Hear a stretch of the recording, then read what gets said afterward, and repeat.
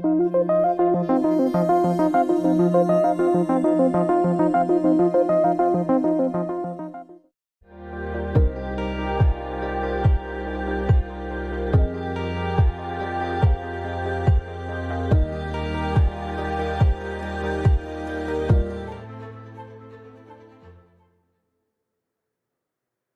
pilot for AX2 is private astronaut John Shoffner. A STEAM advocate, business pioneer, and lifelong space enthusiast, he's been a pilot since the age of 17 and participates in extreme sports from hang gliding to base jumping to high-performance racing. Let's get to know a little bit more about John. Why do you do these things? Well, they're fun. They help you find your edge. You know, I would say limit, but we don't really want to find the limit. You want to find the edge, I think. John is a human dynamo, and he is multifaceted, and they can go off in any different direction. But that's just the way he is. You know, it's over and above. I was probably the outlier in the group. I was always striking out and the one climbing trees and on roofs and setting things on fire. I grew up near an airport. I had access to airplanes. I started flying when I was 15. Got my license shortly when I was eligible. It was just something I did.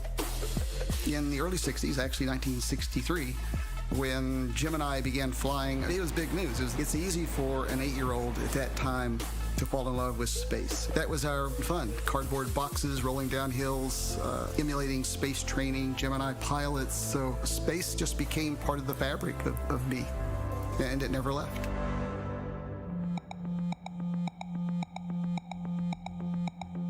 I'd heard about private astronaut travel before. A little bit of research pulled up Axiom Space and their mission.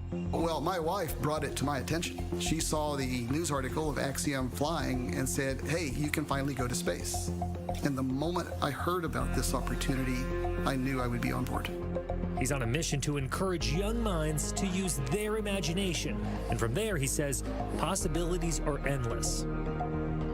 I'm taking a patch for the Middlesboro Independent School Systems. This is their middle school who last year actually decided to become a STEM certified school. What I want to do is show teachers and educators the value of listening and paying attention to what is in a student and help nurture what they see in them. It's hard to go against your nature, but if you can listen to yourself and follow that voice, then you have an obligation to nurture that. I'm John Shoffner, and I'm the pilot of AX2.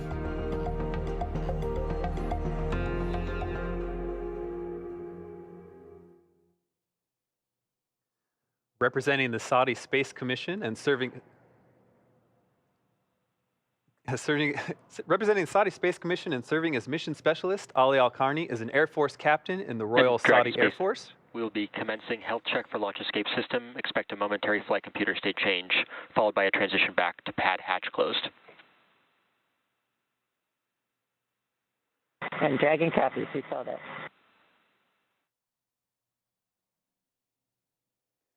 Having trained at King Faisal Air Academy, as well as multiple bases in the U.S., Ali has flown as a fighter pilot for 12 years. Ali was selected as an astronaut in 2020. Here's more on Ali. I grew up in the southwest region of Saudi Arabia, in a very small town called Sabt al-Alaya. I've always wondered about planes and how they fly. Back then in Saudi Arabia, we did not have a lot of places or flying academies you could apply to. So I have to go and find a place that could train me. That's why I applied for the Air Force Academy to be a fighter pilot. The best moment for me is once I hit the throttles in full AB and the aircraft start rolling down the runway. And as I take off, I watch my shadow and see how fast I'm going. That gives me a joy that I cannot describe. I am Ali AlQarni, and I am Mission Specialist 1 on AX2.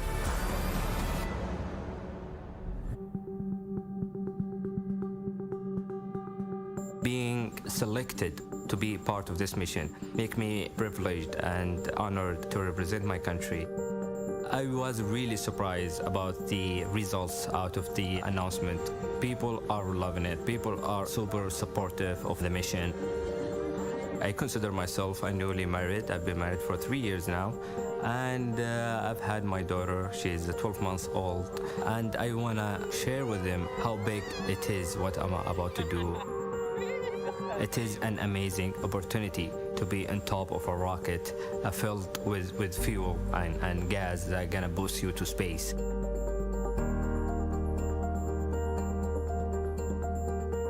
The team is amazing. We have worked so much to make sure we have a good crew coherence, and right now I can say that we do complement each other. Every single one of us has been trained to do everything regarding this mission. I would like to thank Axiom Space for enabling us to go back to space and giving us this opportunity. I have an amazing family. They are supportive of me throughout my career, and I want them to know before I step into the rocket that I love them, and I will always be there, whether physically or mentally, with them, and I'll do whatever it takes to make them feel happy and loved.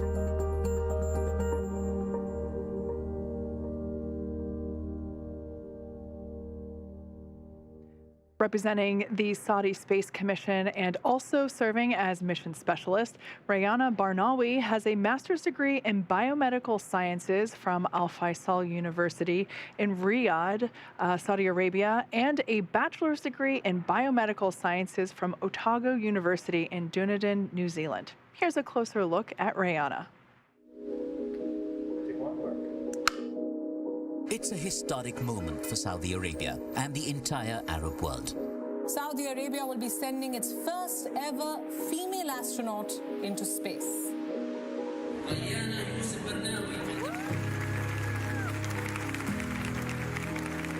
I was always into exploring new things. Research was one of the things that fulfilled that feeling for me. Trying to experiment, finding a piece of the puzzle that could solve a mystery. I never thought that I will ever be going to space, but at the same time, it feels like a dream come true. It's an overwhelming feeling, of course. Home for me is a small town. My dad had a little farm. He taught us how to plant. That was one of the first experiments. That was one of the most fascinating feelings. My grandmother. To me, she is my role model. I can say that my grandma is my biggest fan, and I'm very glad that I have my grandma's support. Saudi Arabia will be sending its first woman astronaut to the International Space Station. Rayana Barnawi, a biomedical researcher, is part of a private mission operated by Axiom Space. Rayana, she is an amazing scientist. She's done stem cell research and breast cancer research, and we are really excited to have her on board the space station doing some of the same types of things in space. It honestly feels like I am representing all Saudis' ambition, all female and all researchers as well. It's a big honor to be able to go to space and at the same time do the things that you love the most. It's not just that you have a nation that's proud of you, but you are creating the dream and the opportunity for this next generation to become the next space engineers, and creating the idea that the infinite is possible and that space is a true opportunity. زي ما قال سمو ولي العهد محمد بن سلمان، نحن دولة للحالمين. أي حد عنده حلم يقدر يحلم عشان يوصل، وبدعم منه وبدعم من السعودية كاملة بإذن الله احنا حنوصل للهدف اللي احنا نبغاه. I am Saudi national astronaut Rayana Barnawi.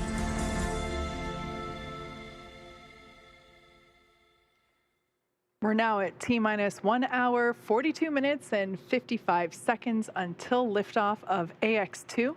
We have confirmation that the side hatch was closed, and we got a good leak check. So everything is continuing to progress on time. Great.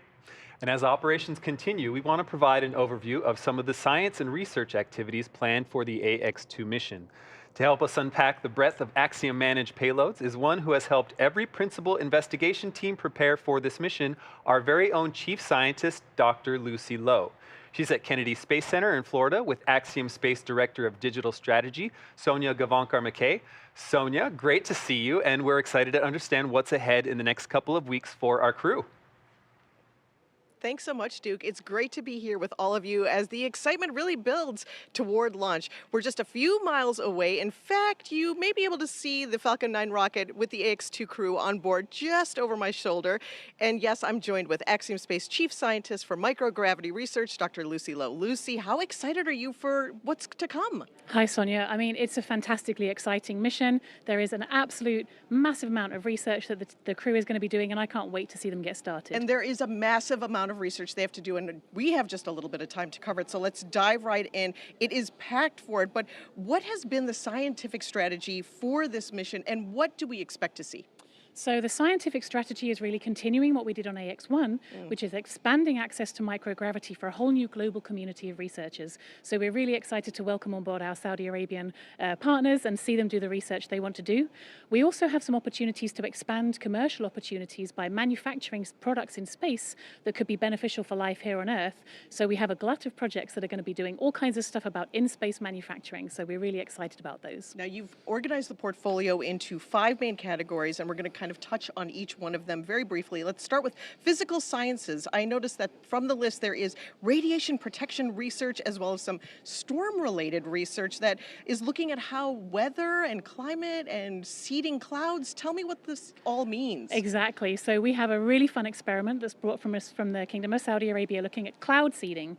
So they're looking at how silver iodide crystals can actually form water vapor in a specially designed chamber. So they're not only understanding how cloud seeding could be more effective here on Earth, but they're also looking with a vision to perhaps extraterrestrial agriculture, so maybe growing crops on the moon and in Mars in future. Wow. We also have projects looking at radiation shielding, so the sun spits out a bunch of radiation. So looking at how different kinds of polymers could actually protect the electronics on the space station could actually help with future spacecraft design. And then finally, you mentioned storms. We have some really fun projects where the crew are actually going to be trying to capture images of what we call transient luminous effects, which are events which occur just above thunderstorms at the same time that lightning strikes. And we can't see them from the ground because we're underneath the clouds. So on top of the clouds, we can see these phenomena, and it helps us understand more about our own weather and climate down here on Earth. Excellent. So the next portfolio is life sciences. Research includes DNA, nanomaterials, and reprogramming skin cells to help create regenerative medicine. There's also research planned to build on AX1 science modeling tumor organoids to better predict and treat cancers. Can you break down a few of those for us and tell me again what we can expect to see, what the astronauts will be doing up in space? Yeah, absolutely. So as I refer to some of those in-space manufacturing projects, so the DNA-inspired nanomaterial that you referred to could actually be used as a therapeutic delivery agent in future, or as a scaffolding for degenerating joints. We have also projects looking at 3D bioprinted tissues, so looking at liver and kidney and seeing how they respond in microgravity, which could be potentially very informative for helping us understand regenerative medicine efforts. And then we have a whole other project on stem cell manufacturing, which could actually then help with lots of kind of clinical applications here on Earth. So lots of research on that end, not even to mention all of the human research that our crew are very willing participants in, where they're doing all kinds of experiments to see how the human body responds to space, how it adapts to microgravity, and how we can use that knowledge not only to make space travel more safe for humans in future, but also help us understand our own physiology back here on Earth a little bit better. Okay, on to tech. The research being conducted here seems to be how can we automate more to take up less time doing things like data transfer. We know about that on Earth. What's it like up in space? Making communications with Earth easier and literally tracking where supplies and materials are on board. I mean, they have a lot of space up there inside the building, right? So they have to be able to track where everything is, loose bolts and whatnot. What stands out to you in this research? So it's interesting you mentioned how much space there is up there because there's fairly limited space. Yeah, so they we can't have build some, more. they can't exactly. So we have some Axiom technology demonstrations where we're demoing some of our own technologies that we can use on Axiom Station in future. But we also have some really fun technology demonstrations from our partners that are sampling the air inside the ISS. They're using special sensors called quartz crystal microbalances that can detect tiny molecules molecules in the air and tell us a bit about the air quality inside the ISS. Wow. And then we have a really fun project from the MIT Media Lab where they're looking at what they call a gravity countermeasures loading suit or a skin suit, which actually models some of the effects of gravity on our crew, and so it helps them prevent some of the physical deconditioning that astronauts see when they go into space. Really important research. Absolutely. What do you think the air is like up there? I hear it smells of electronic equipment. Oh, okay. So we'll wait yeah. for those little cubes to tell us a little bit more information and figure out yeah. how we can scrub it. Okay. Partnerships also very important with Axiom Space since it started, and it's really great to hear about all of this research that's really coming from so many institutions, educational organizations. Lucy, how are you seeing the commercial opportunities evolve, and what's the goal for us long term? Yeah, absolutely. Great question. So we continue to expand our partnerships with a number of global research communities, which is really exciting, seeing really exciting research come in from new communities, new organizations, new researchers that have historically not had access to microgravity, and now we can provide that. But as I said, we're also very interested in opening up these new commercial economic opportunities to do things in space that can create materials or biomedical products that can benefit life here on Earth. Because that's ultimately what we want to do at Axiom, is everything we do in space, we want to be benefiting every human everywhere, which includes not just the astronauts, but all of us back down here as well. Well, thank you so much, Lucy, for all your time. We're going to be talking to you during the mission as well to find out a little bit more about what's been transpiring up in space, what we expect to see down here, and so much more will come our way. Thank you so much, Lucy, for your time. Thank you, Sonia. Well, that is amazing groundbreaking work that we're going to be seeing, the additional insights of these studies and so much. You can follow the efforts as they play out on orbit. Just visit us at axiomspace.com/AX2 research. We're going to send you back now to Hawthorne, to Duke and Kate. Thanks so much, guys. Thank you, Sonia. Thank you, Dr. Lowe. Well, switching gears a bit, Axiom Space is also working to create partnerships with companies that you wouldn't typically expect to hear about going to space. Some of those companies end up with some representation on board a mission as well. Besides the crew, the Dragon is also carrying hundreds of kilograms of supplies and resources for the mission. Most of these materials are essential supplies, but every mission has a few fun surprises. One of those that's often discussed is the highly anticipated microgravity indicator. This is actually the only item inside Dragon that isn't secured at launch. Once the crew successfully reach orbit, the microgravity indicator will begin to float, allowing all of us to visually see what we've completed during the launch phase of the mission. And to reveal the indicator, a fifth crew member named Gigi here is a very special greeting from Sharon, John, and a few of the younger Axiom family members who helped prepare the indicator for this flight. Hi, it's Sharon John, Build-A-Bear CEO and President. We're incredibly thrilled to be a part of the AX2 mission to space. Thank you so much for this incredible opportunity. We also wanted to be sure and wish good luck to all of the brave, wonderful crew members that are headed off to space, and hope that an extra fifth furry crew member brings you luck. With that in mind, we wanted to also send you off with a very special heart ceremony. As some of you may know, we have heart ceremonies at Build-A-Bear workshops, but we've created a really special one for today. So what we're gonna do, guys, is we're gonna do a special heart ceremony. So what you're gonna do is you guys are gonna warm up your hearts like this, or rub them to get them nice and warm. Then you guys are gonna pat those hearts to get them started. Pat, pat, pat. Rub it on your hands so they can steer the spaceship and stay on course. Then you guys are gonna rub it on your ears so they can hear mission control loud and clear. And rub it on your eyes so they have the best view of Earth. So let's have a safe and successful mission. Let's put the heart in our hands, hold it really tight, close your eyes and make a great big wish for them. Then you guys are gonna give it a really big kiss. Mwah! Good job, guys. It's overflowing. Lots of love. Let's see it. All right. Thank you so much. We'll be thinking about all these hearts when we get to space and our little bear's floating, okay?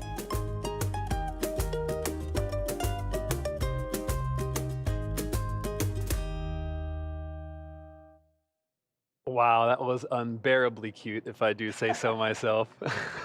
We actually have a replica of the microgravity indicator on board with us here.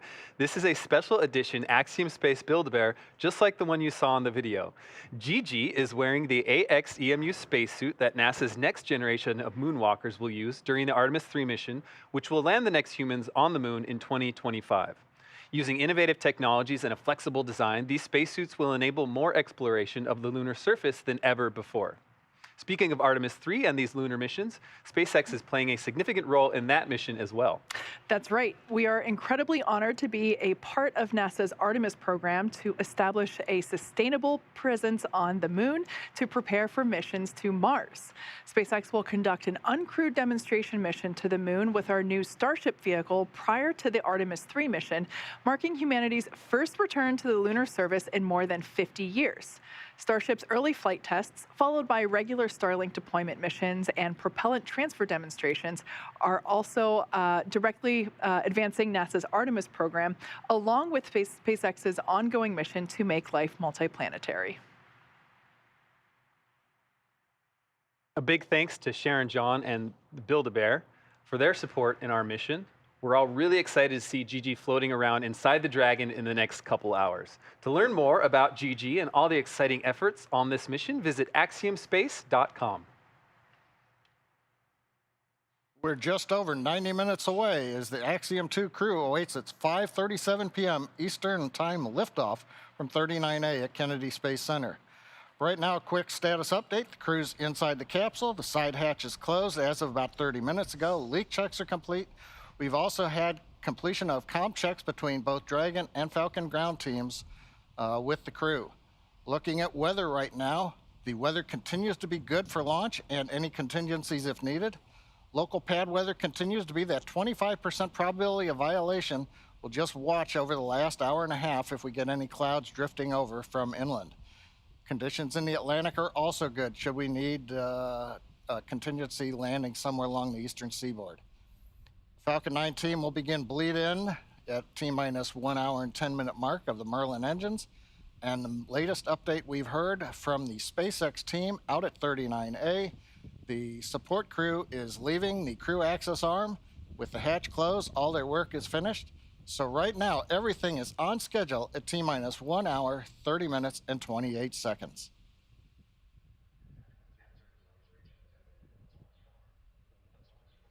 And with our crew safely inside Dragon Freedom and continuing their preparation for launch, let's head back over to Sonia Gavankar-McKay at Kennedy Space Center for a conversation with a member of the Saudi Space Commission. Sonia, this is an exciting moment for many around the world, but what does this mission mean for the Kingdom of Saudi Arabia?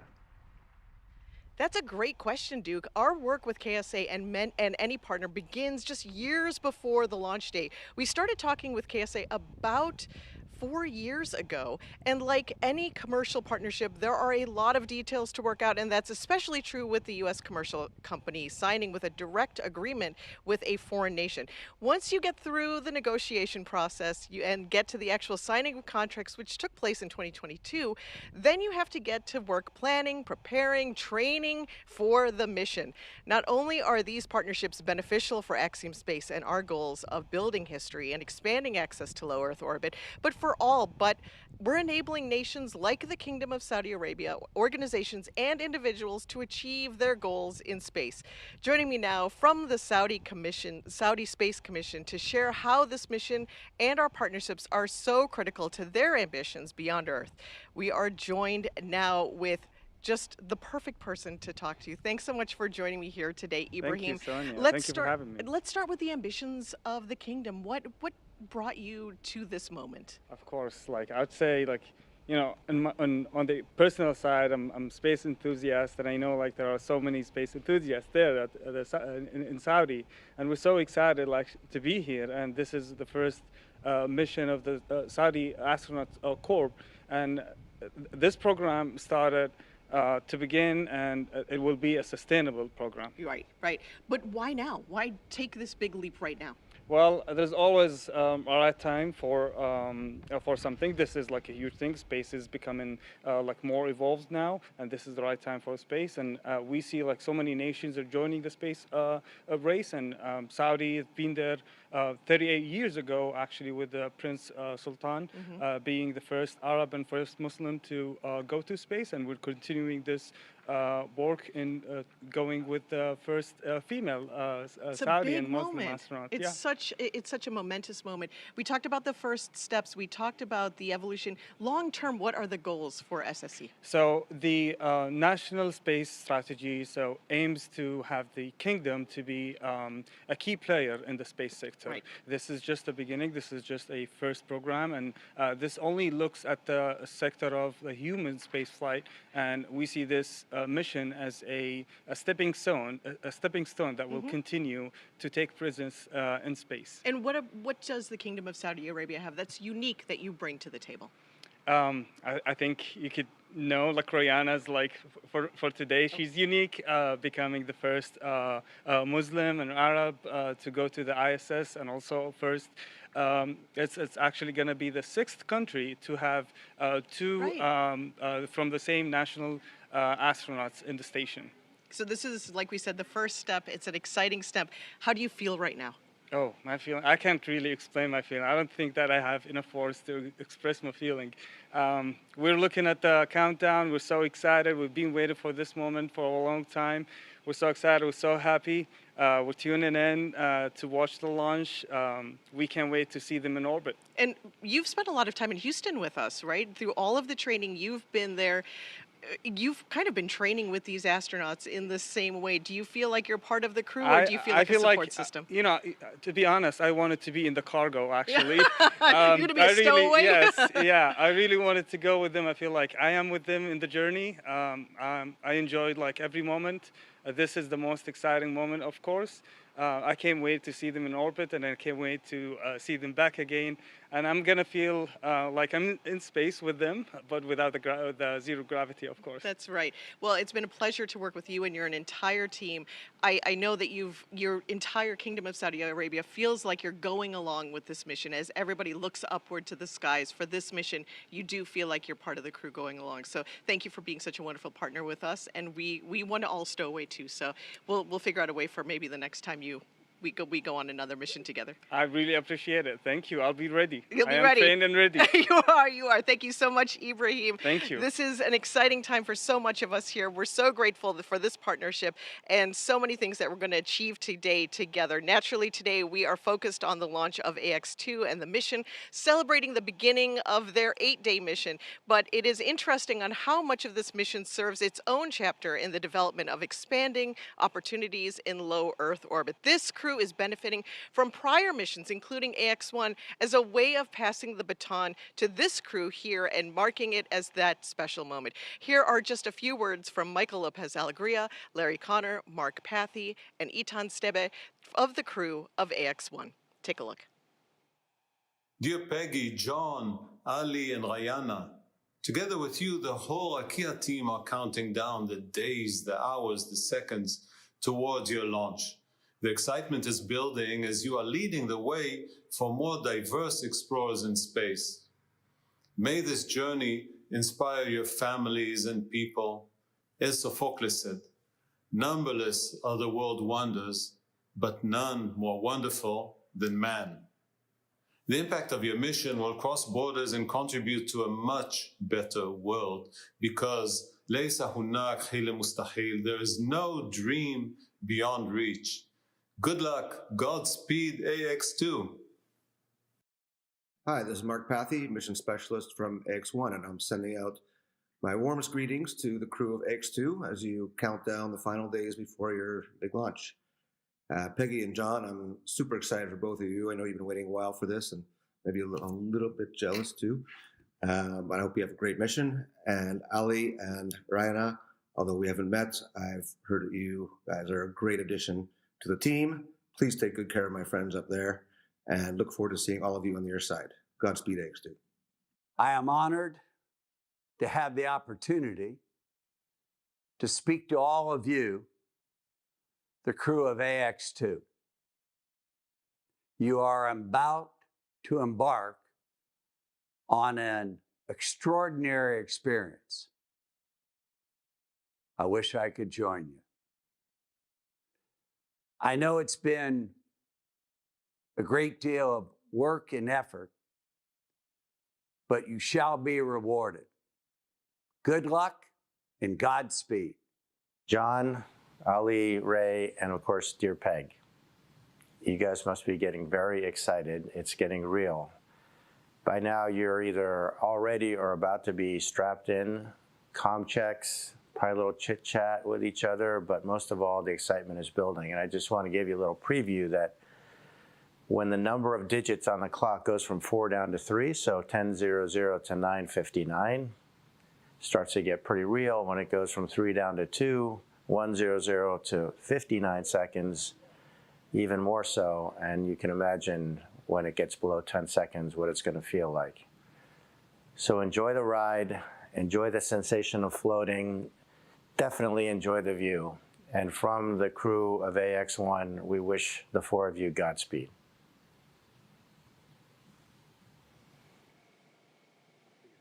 It's absolutely incredible to be part of this rapidly growing effort and industry. Every mission points to the next, and I hope you feel the energy and anticipation like we can here on the Space Coast. Duke, Kate, this really never gets old. I say that this is my first time at a launch. What's the energy like out at Mission Control at SpaceX?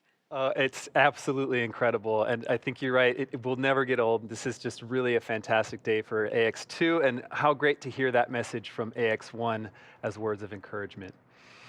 Well, as we've mentioned, this is a privately funded mission, and so what that means is that the origins and primary funding for this mission are coming from places other than national space agencies. So it's not a government-driven effort, which is unique. Axiom Space is pioneering partnerships between us, a commercial entity, directly with nations other than the United States, which may sound like a simple thing, but these kinds of partnerships, especially for the purpose of space exploration, are really covering new ground. We are so proud to be partnering with the Kingdom of Saudi Arabia for this mission, and while we view this relationship with them as a partnership, they are also our customer. NASA is another customer in this process. They'll actually be paying for some of Commander Peggy Whitson's time while she's on board station to conduct specific science that's of importance to them.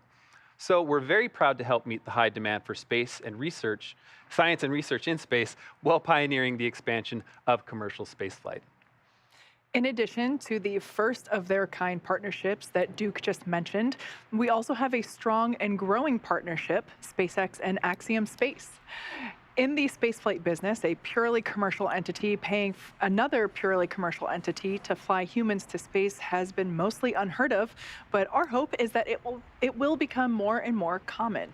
SpaceX is proud to continue growing our partnerships with Axiom Space, NASA, and other commercial companies who can put our services to good use for the benefit of humanity. For the AX-1 mission, we introduced a series of digital collectibles, and the response to those were really outstanding. So for this mission, Axiom Space will continue to push the boundaries of Web 3 by partnering with several well-known digital artists and brands to celebrate the continued growth of the commercial space environment. Axiom Space 3 is our program that combines the promise of space exploration with the power of Web 3 blockchain technology. This is a token-gated community network which allows members to engage with astronauts, space technology professionals, and Web3 entrepreneurs. For this mission, we'll kick things off by launching a brand new digital art collection by art blocks artist Nadia Bremer, an astronomer, data visualization designer, and artist.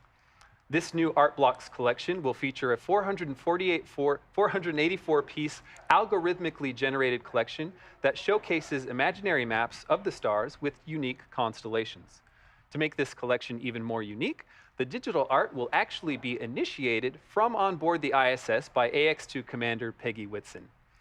Additionally, the AX-2 digital art collection will feature works by Thank You X, an American artist out of Los Angeles, California. Thank You X is sending up a piece of his physical art canvas to space, titled Urge for Perfection. He will also be releasing a commemorative NFT, which will celebrate this mission and the canvas going to space. This NFT will be available for purchase right at launch, and the sale will close by splashdown. These collaborations with digital artists and brands bring a new level of creativity and inclusivity to commercial space industries like ours. For more on this and all of our digital collectible activities, visit nft.axiomspace.com. There you can also find more instructions on how to get involved and buy your boarding pass to participate in all of the AX2 activities. Well, the most visible part of Axiom's work today is these missions to the International Space Station. These are just the leading edge of one aspect to the preparation for our real goal, operating a completely commercial space station and laboratory in low Earth orbit. These missions serve as an opportunity to learn and prepare for how to handle logistics, maintenance, schedules, routines, crew volume, and every other aspect of space missions. The roadmap that Axiom Space has created points to some major milestones to evolve our presence in space. They include deploying our own habitation modules and docking them to the front of the International Space Station, deploying our own solar panel and Earth observatory elements, overseeing long-duration space flights of 6 months or more that lead to a permanent presence of commercial activities off-planet, developing spacesuits and other necessary technology to live and work in space, and eventually breaking away from the International Space Station to be 100% independent as a commercial space station. While the launch of the first ever commercial space station module is still a couple years from launch, the process of designing and now manufacturing have been underway since 2015. Here is a bit more Dragon on the SpaceX current for status. Falcon 9 status update. Go for Falcon 9 status.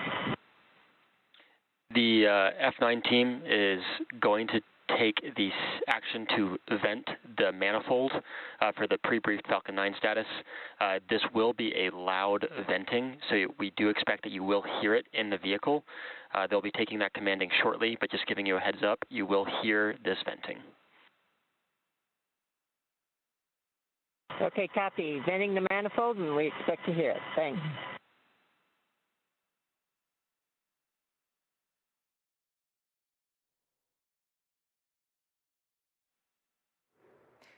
All right, so that was SpaceX core Arthur, and that was SpaceX core Arthur Bariault, just letting the crew know to expect loud venting noise. Again, that is the primary voice of communication to the crew to update them on status, as well as items like this where they can expect to hear something. A good heads up for the crew there. So, talking about Axiom Space Station, here's a bit more on the current status, currently under construction. We are building the world's first commercial space station, one element at a time. We think that what we're doing is for everyone, everywhere. This is a global endeavor. Our partner, Thales Alenia in Italy, is in the finishing stages of building the first module, the first pressure vessel. We are here in the integration and manufacturing area of Thales Alenia Space. Here we have the two cones that will be part of the module. Is also the gate to the module, to come in and to come out. The very big cylinder that will be the core of the module. Just to have an idea of the dimension of the real module, you can see me compared with the structure. On these ports, all the additional modules will be docked. This is the most complex piece of the entire Axiom module. We're on pace to build a human-rated spaceship faster than anybody's ever built one. When we look at our roadmap, we look to see how we can double its capability every 5 years. It requires a lot of different talents and a lot of different engineering backgrounds, so we've really expanded the team. I'm working on the time-sensitive network aspect of the space station. So that's the network, have all the flight computers synchronize and actually do the thruster firing at the perfect time.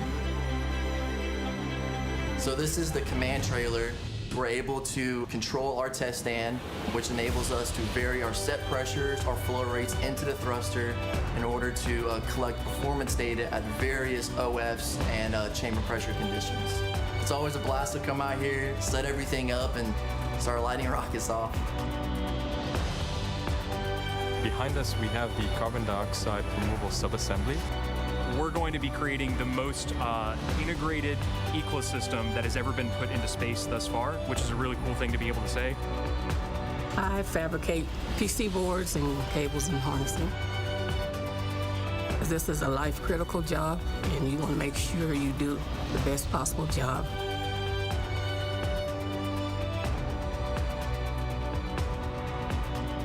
"15 to 20 years from now, we're going to be surrounded by objects that we can't imagine how we live without, that were manufactured in space." I think there's another promise too, and that's why I'm really excited about the AX2 crew. There is this effect that people have gone to space and had. This is called the overview effect. Many people have come back profoundly changed because of their experience. And I think the more people that we can have that see the world as the whole world, the better off we all are.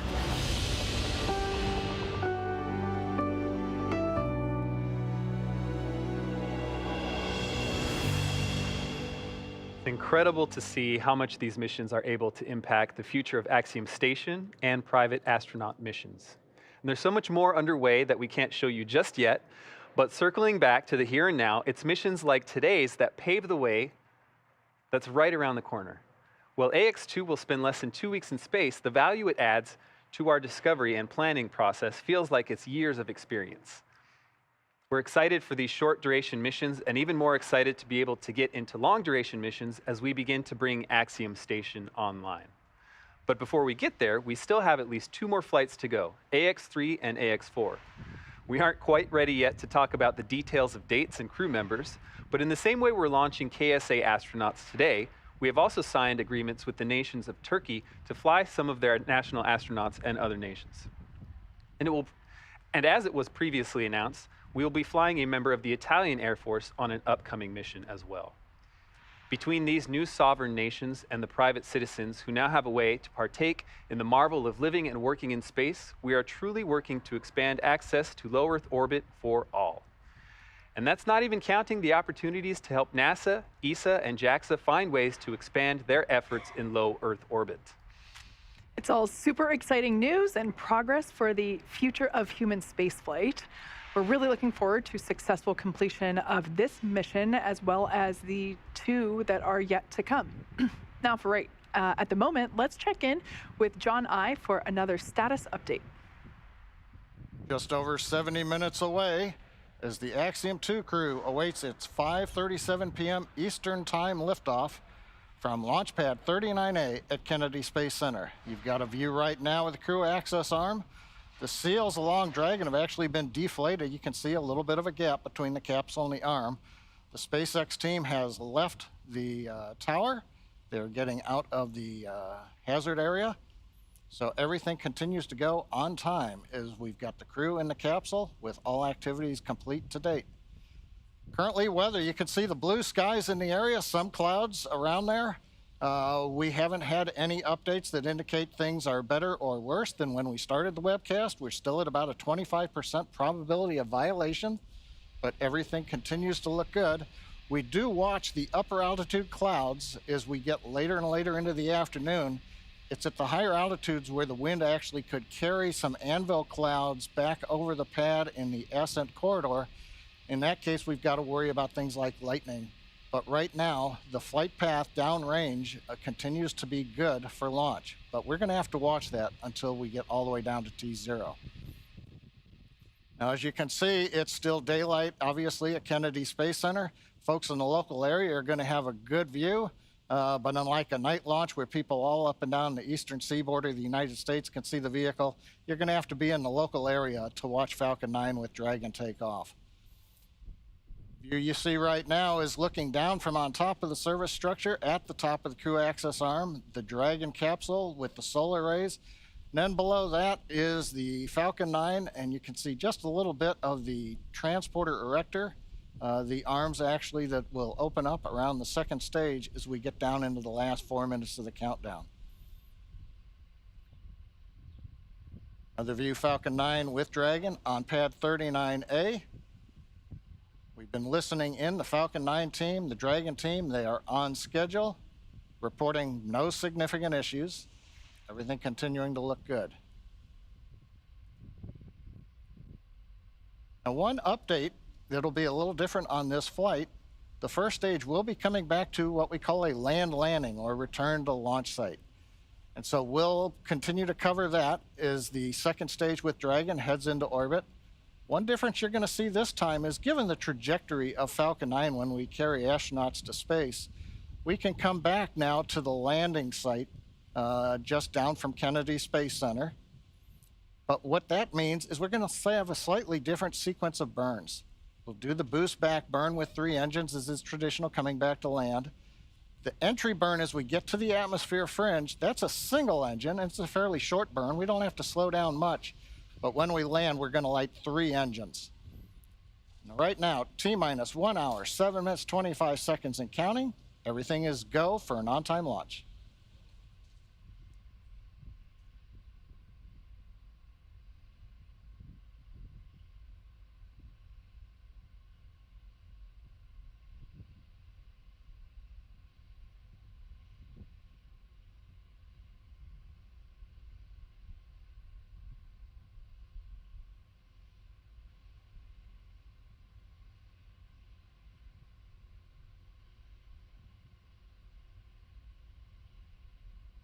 A big thanks to all of you tuning in now as we welcome NASA and their coverage of the second Axiom mission, AX2. You're joining us here with live views from NASA's Kennedy Space Center. Specifically, this is the iconic Launch Complex 39A with a Falcon 9 rocket and Dragon spacecraft that are in the final stages of preparation, leading to launch in just over an hour from now. As the name suggests, this is the second flight for Axiom Space with a handful of noteworthy firsts. This 10-day mission will see the first female commander of a private space mission, legend and former NASA astronaut Peggy Whitson. Our pilot, John Shoffner, will soon become the first Alaskan astronaut. And 2 national astronauts will be the first from the Kingdom of Saudi Arabia to fly to the International Space Station, AlQarni and Rayyanah Barnawi. Taken together as a crew, this is the first private mission with private astronauts and astronauts representing non-US nations through direct commercial arrangements. And that's just to name a few. My name is Duke Brady, and I'm a multimedia specialist at Axiom Space, based out of Houston, Texas. And I'm Kate Tice, Quality Systems Engineering Manager here at SpaceX headquarters in Hawthorne, California. And as Duke just mentioned, our coverage has now expanded to NASA television, and we would like to welcome NASA's Leah Cheshire from Johnson Space Center in Houston, Texas. Hey, Leah. Hey, Kate, great to see you and Duke, and I'm excited to join as we get closer to launch, so thank you so much for having me. I am here in Mission Control Houston, where the Orbit 3 team is coming on and taking over from the Orbit 2 shift. These teams are monitoring the station and its crew 24/7. And of course, in here today, we'll be watching the launch with the International Space Station flying 260 miles over the southwest coast of Ireland at the time of liftoff. But we've still got some counting down to do before then, so back to you guys at SpaceX. Thanks, Leah. Now, liftoff time is still holding for 5:37 p.m. Eastern Time, and we're tracking no issues with Falcon 9 or Dragon. The range is green, and the weather is cooperating, as we saw earlier. Really picture-perfect views coming to us from Kennedy Space Center, as you can see there. Now, over the last 3 hours, Axiom astronauts Peggy Whitson, John Shoffner, AlQarni and Rayana Barnawi donned their SpaceX suits in our suit-up room and were then transported to the pad where our crew entered the SpaceX Dragon spacecraft that you see there live on your screen. And since arriving at that spacecraft, our crew were helped by the closeout engineers to get into their seats, attach their suits to special umbilicals that provide breathing air and communication links to Dragon's systems. They conducted successful leak checks and communications checks with the core here in Hawthorne, which is the person dedicated to speaking directly to the crew throughout the mission. The closeout team sealed the hatch, which also got its own leak check, and they have departed the pad. Coming up, weather operators kick off their final check on wind speeds at the pad before the final go, no-go for launch. Now, before we get to that final go, no-go, the SpaceX team will do an internal poll, making sure conditions are steady with Falcon 9, Dragon, the crew, the range, and weather. A lot of things needing to line up there. Absolutely. Now, as the countdown continues, we are now approaching T-minus 1 hour, 3 minutes, and 15 seconds. Let's take a moment to get reacquainted with our crew today. The AX-2 mission commander is Axiom Space's Director of Human Spaceflight and retired NASA astronaut Peggy Whitson. During her career with NASA, Peggy flew 3 long-duration missions to the ISS and has more cumulative time in space, 665 days, than any U.S. astronaut and more than any woman in the world. She has conducted 10 spacewalks with over 60 hours to her credit. Dragon SpaceX, cycling orbit tank isolation valves to equalize low flow pressure. Dragon copy. And that was the voice of Peggy Whitson, who also performed hundreds of research experiments on board the ISS. The pilot for AX-2 is private astronaut John Shoffner. A STEAM advocate, business pioneer, and lifelong space enthusiast, he's been a pilot since the age of 17 and participates in extreme sports from hang gliding to base jumping to high-performance racing. Sounds like a busy guy. John trained as the AX-1 backup pilot, and during this mission plans to invest a lot of his time in STEAM education activities aimed at empowering educators.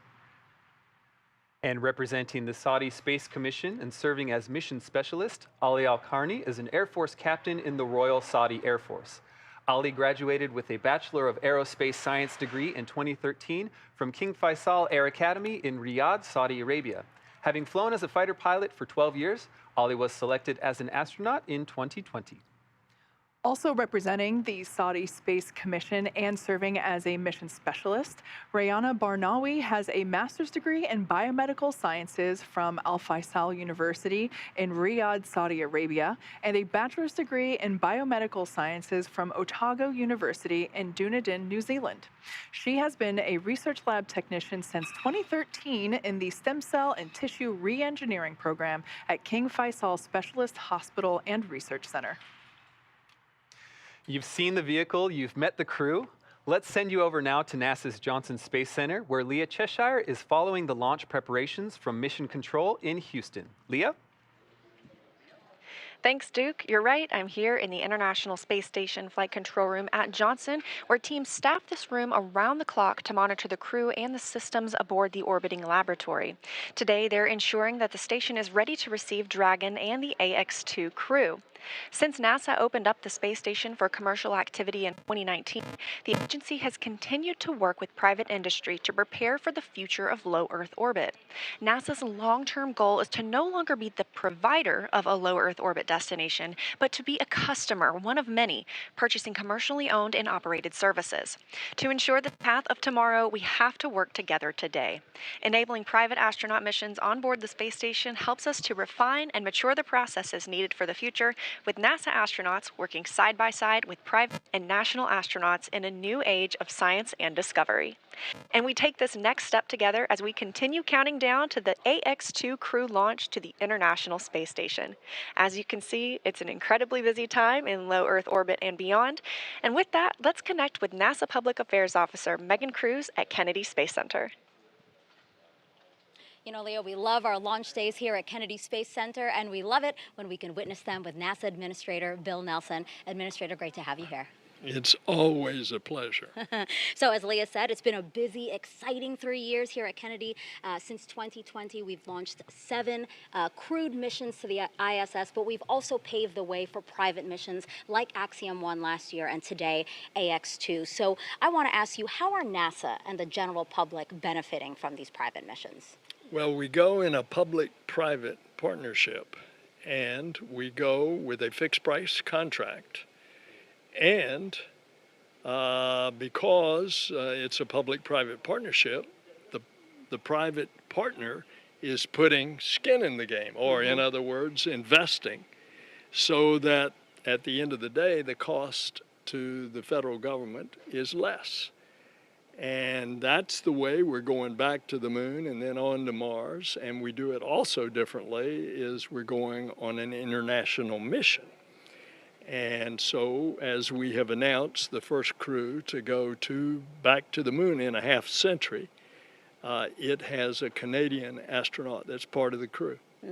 And I think also what's great is that we're opening up low Earth orbit to new partners, as you were saying. So, you know, we hope to, or we will continue to use the space station through 2030. And then after that, the agency will transition to, as you know, commercially owned stations. So how is that transition going? What's the latest on that? Well, the goal is we want to bring space business off of the Earth up into low Earth orbit. And to do that, we, NASA, want to concentrate our efforts going on further into the cosmos. And so we want to bring in our public-private partnership to encourage them to do low Earth orbit. And therefore, when we're through with the space station in 2030, and it will be pretty old by that time, it's time to move on to commercial space stations. We can still what we, NASA, need to do in low Earth orbit by utilizing the commercial stations. And we've given seed money to 4 companies to build commercial space stations in low Earth orbit. And one of those is Axiom Space. And Axiom is going to start their venture, by the way, not only of getting accustomed to taking private astronauts into space as this mission is, it also is helping us with our international partnerships because we have 2 Saudis on this trip. But it also will have its first component of its space station, and it's going to dock to the International Space Station.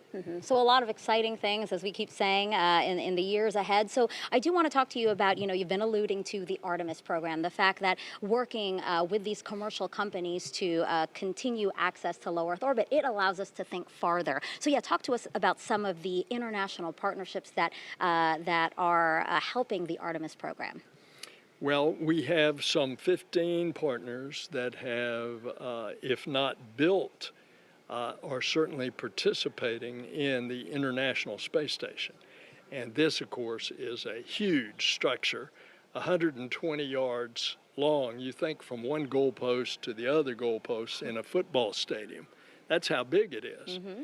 And they are very much you're seeing the results of that public-private partnership here. Another example is look at the phenomenal success of SpaceX as a means of getting to and from the space station. So when we shut down the space shuttle a dozen years ago, now we rely on a private company to go to the International Space Station. In this case, it's SpaceX. In July, it will be Boeing as well. Any words to the AX2 crew today? Well, first of all, I wish I were with you. And secondly, Godspeed to all of you. Awesome. Thank you so much, Administrator, and I hope you enjoyed today's launch. Thanks. And so, again, we were talking a little bit about the Artemis program. Did you know that NASA and Axiom Space are also working together to design the suits our astronauts will wear when they land on the moon in the next few years? Here's a sneak peek at what those suits will look like.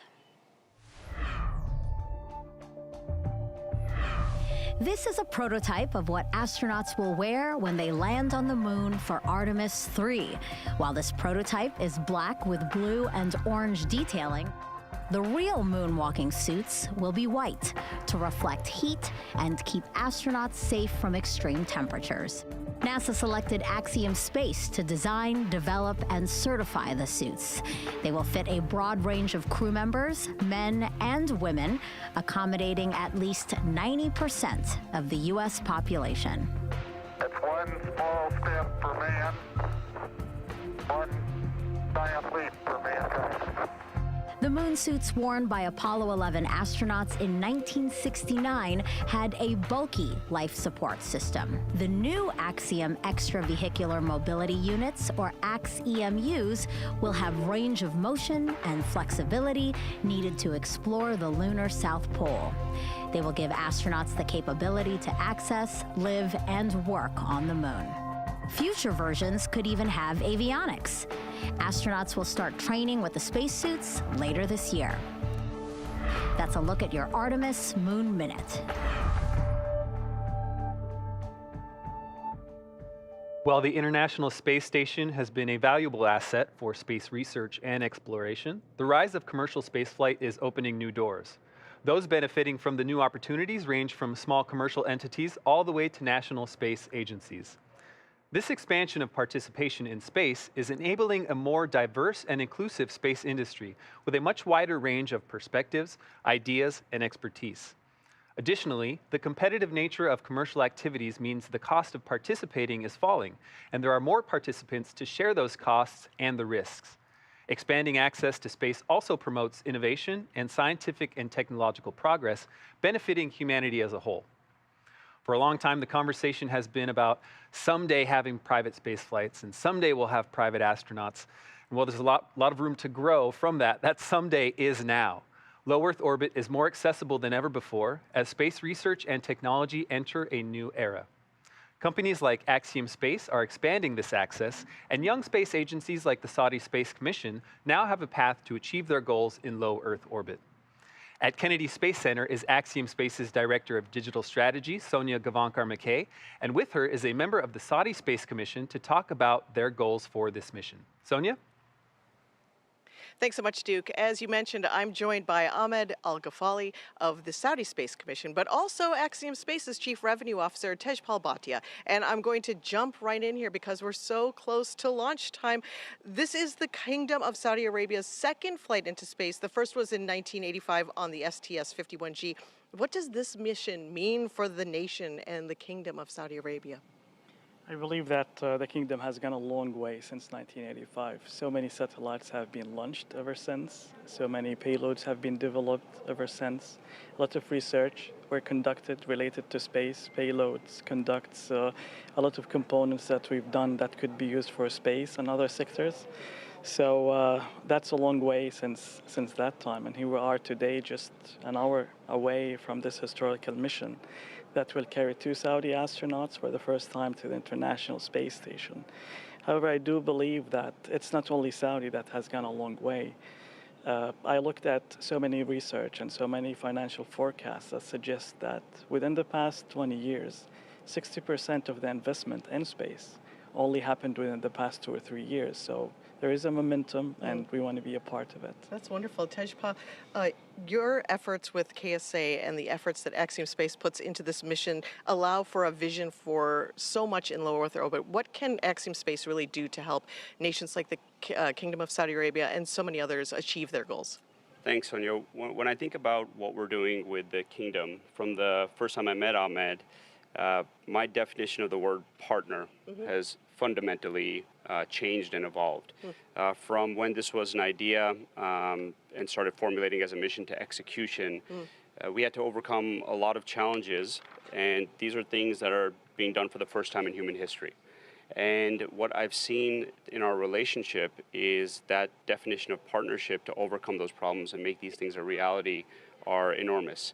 And what is happening in this situation is, while we are enabling the Kingdom to get to the International Space Station, the Kingdom is enabling us to see our vision of providing access to all nations in the world and increasing the cadence of astronauts from every nation to go up into low Earth orbit. That's wonderful. This astronaut program is new for the Kingdom. How has this process evolved through this year? Are you seeing that it's exponentially growing like the infrastructure is? Of course. I mean, when we started this program about a year ago with this collaboration with Axiom, the first thing that we started is for the process of the selection, which is one of the main and major milestones to achieve any successful program like that. So We built our program for a selection based on the best practices that we developed together based on the benchmarks from NASA, for instance. However, that's only a part of it. Then comes to, if you want to build a program, you want to make sure that all the enablers are in place, especially when it comes to the infrastructure and also for the right people with the right competencies to be able to run such a complex program. So we've been building for the past year, utilizing this project as a vehicle to train, to get those people with the right competencies, not only to do the training for the astronaut corps, but also you want to, even for the media, for the finance, for the legal, for the R&D, for the integration. All of it is a part of this secret recipe to get a successful program. And this is only the start, so we're going to keep building and enhancing this program till we get to the point that is optimum. Excellent. Tejpal, as we have only about 1 minute left, what's it like working with individuals versus nations? What's the difference in that relationship like for Axiom Space? Yeah, so, you know, trying to compare a private astronaut with a national astronaut is like asking me to compare my children. Luckily, I only have one child, so I'm prepared to do this. Let's start with what's the same. Each of these individuals on this mission right now are pioneers. Very few people in human history have been to the International Space Station. Today, we're going to see 3 more join. And each individual represents their country and humanity, and they're going to inspire girls and boys all over the world today and moving forward. The big difference is with the Kingdom, seeing this more as a program. Right. You know, when we were inspired as kids, I'll speak about myself, coming here with my parents or seeing the shuttle program, it was a long time before it became a reality. Right. And what we're going to see with the Kingdom is this happening more and more as we go forward. And as they say, the sky is the limit for this partnerships, the opportunities for nations, individuals to grow together. Thank you to both of you for joining me. And we're getting so close to launch, so I'll let you get back to it as we toss it back to Hawthorne, where I'm sure you're feeling the anticipation. It's getting so exciting out there. What does it feel like to you? And I know John I is out there as well. Well, thank you, Sonia. And yes, it's a time where the energy is increasing, especially we're inside of 47 minutes to launch. Now, currently, the SpaceX launch director is checking with the Dragon mission director, make sure that the Dragon ground team is ready to begin propellant loading in just over 10 minutes from now. SpaceX launch director is also electronically polling the 7 members of the SpaceX launch team for their go to load propellant and launch. Now, once we get that go, when we get green lights across the board here on the procedure, the launch director will then come back and make a series of announcements. They'll talk about the control room, what to do during the countdown, as well as protocols for hold and launch escape. Coming up on 46 minutes, they're continuing to get the goes from the team electronically. We're waiting to hear the launch director give those instructions. That ought to come within the next minute. Now, once we get through the instructions, that will give the clearance to retract the crew access arm. That will then set up for arming of the launch escape system, and that will take us into propellant load itself. That'll begin at T-minus 35 minutes. You can see on the monitor the crew on the right-hand side. They're getting ready for their final directions here.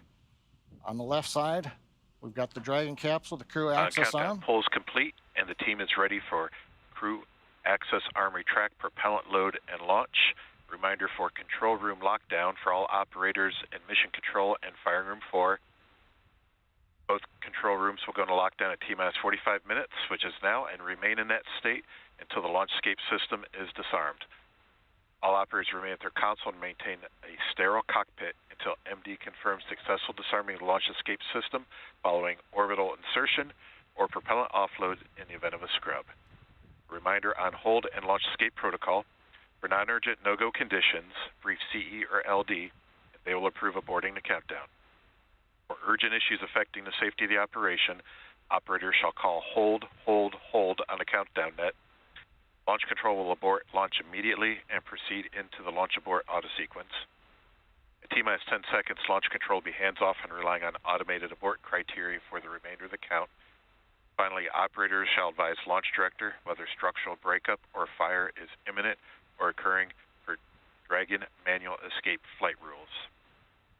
Finally, regarding leak-through on the first stage ACS isolation valve, we will manually monitor the pressure in the manifold. Stage 1 will assess and at T-minus 35 seconds indicate whether the pressure rise is within the predicted range. If it is not, Stage 1 will call a hold on the countdown net. Are there any questions? Hearing no questions, Launch Control, you may proceed with arming the crew arm for movement.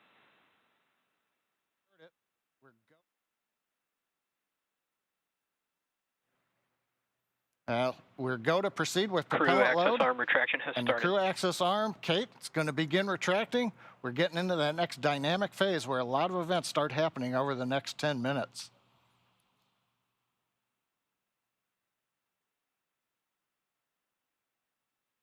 Now, while we wait for the arm to begin moving, currently Falcon 9 Dragon continue to be go. Obviously, we've completed the pull. The range continues to be go for launch. They're monitoring clearance area around the pad. And there goes the arm beginning to move, the view from on top of the fixed service structure. And the weather continues to be acceptable for launch as we get ever closer.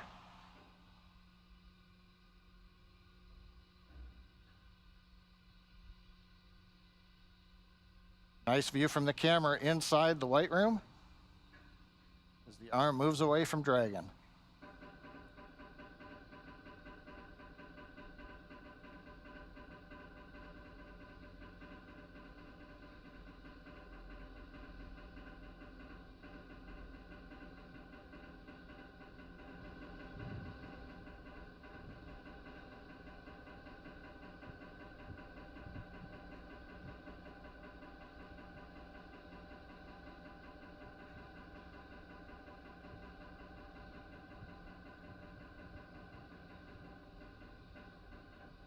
The clock continues to tick down. We're now at T-minus 42 minutes mark on the dot. Crew access arm retraction is complete. As you just heard there, that crew access arm is now completely stowed. It is now in the launch position, of course necessary in order to clear the way for Falcon 9 to lift off. Now, next up, we'll hear the call out that the launch escape system is going to be armed, and from there we'll hear that Falcon 9 propellant load will also begin. Dragon, SpaceX, you are go for Section 6. Close visors and arm launch escape system. Copy. Go for Section 6. We saw our AX2 crew members exit the brand new suit-up room located in the Falcon support building just about 3 hours ago. They also got their tablets. And SpaceX Dragon. Visors are closed, and we're arming the launch escape system now.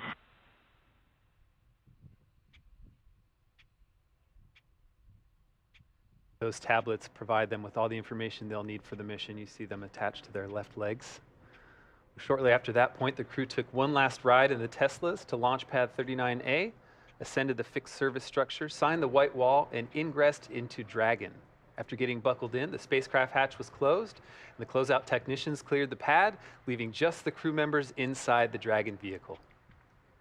All right, so as we heard the call out, we are arming the launch escape system, which is a system that basically gives the crew options, a pathway to safety through all phases to orbit.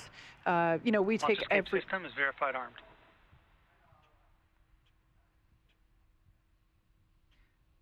We take every measure possible to ensure that the crew has options. Safety is paramount. So there we just got that confirmation that that launch escape system is now armed. So let's take a look at the teams that are actually working together to make sure this mission is a success. SpaceX is operating out of 2 control rooms today. There on your screen, a live view of our launch control in firing room 4 at Cape Canaveral. This team is responsible for monitoring Falcon 9 throughout the countdown and launch. Second, we have mission control here at SpaceX headquarters in Hawthorne, California. This team in mission control is responsible for close monitoring of the crew and Dragon every step of the way as the spacecraft orbits the planet along its customized flight path. On console or headset, there are a number of key positions who are monitoring the health of the vehicle and crew. The mission director, that person is responsible for mission success, and they are in charge of the room. Today's mission director is Ken Gamerick. Other positions are focused on things like software, propulsion, navigation, avionics, life support systems, and communications with ground segments, as we've heard those kind of called out throughout the day so far. You'll also hear a specific person dedicated to communicating with the AX2 crew. They are the Crew Operations Responsible Engineer, or CORE, C-O-R-E. Today's SpaceX CORE is Arthur Berrialt. We've heard him a number of times through the launch countdown. The SpaceX team members will also rotate and hand off coverage to ensure that we have people on console 24/7 for the crew and Dragon for the entire duration of the mission, including all the way through splashdown. And for Axiom Space, the teams in Houston are utilizing Axiom Mission Control Center, an officially certified control center. From this secure facility, teams have live access to voice, video, and data from the ISS and can work alongside their NASA counterparts to run on-orbit operations and monitor every aspect of the mission in real time. This room is led by what we call the Axle, or the Axiom Operations Lead.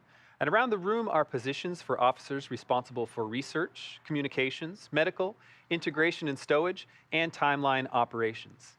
This is a significant step in our journey to expand access to low Earth orbit, as it is only the 12th ground segment partner for the ISS program.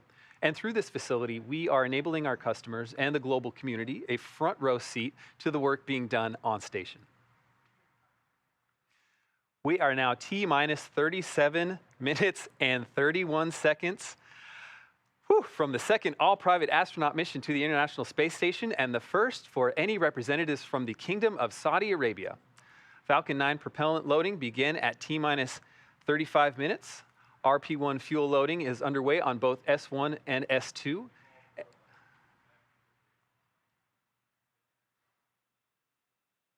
And LOX loading is underway Falcon 9 on tanks S1. will be venting for propellant load. Expect loud venting.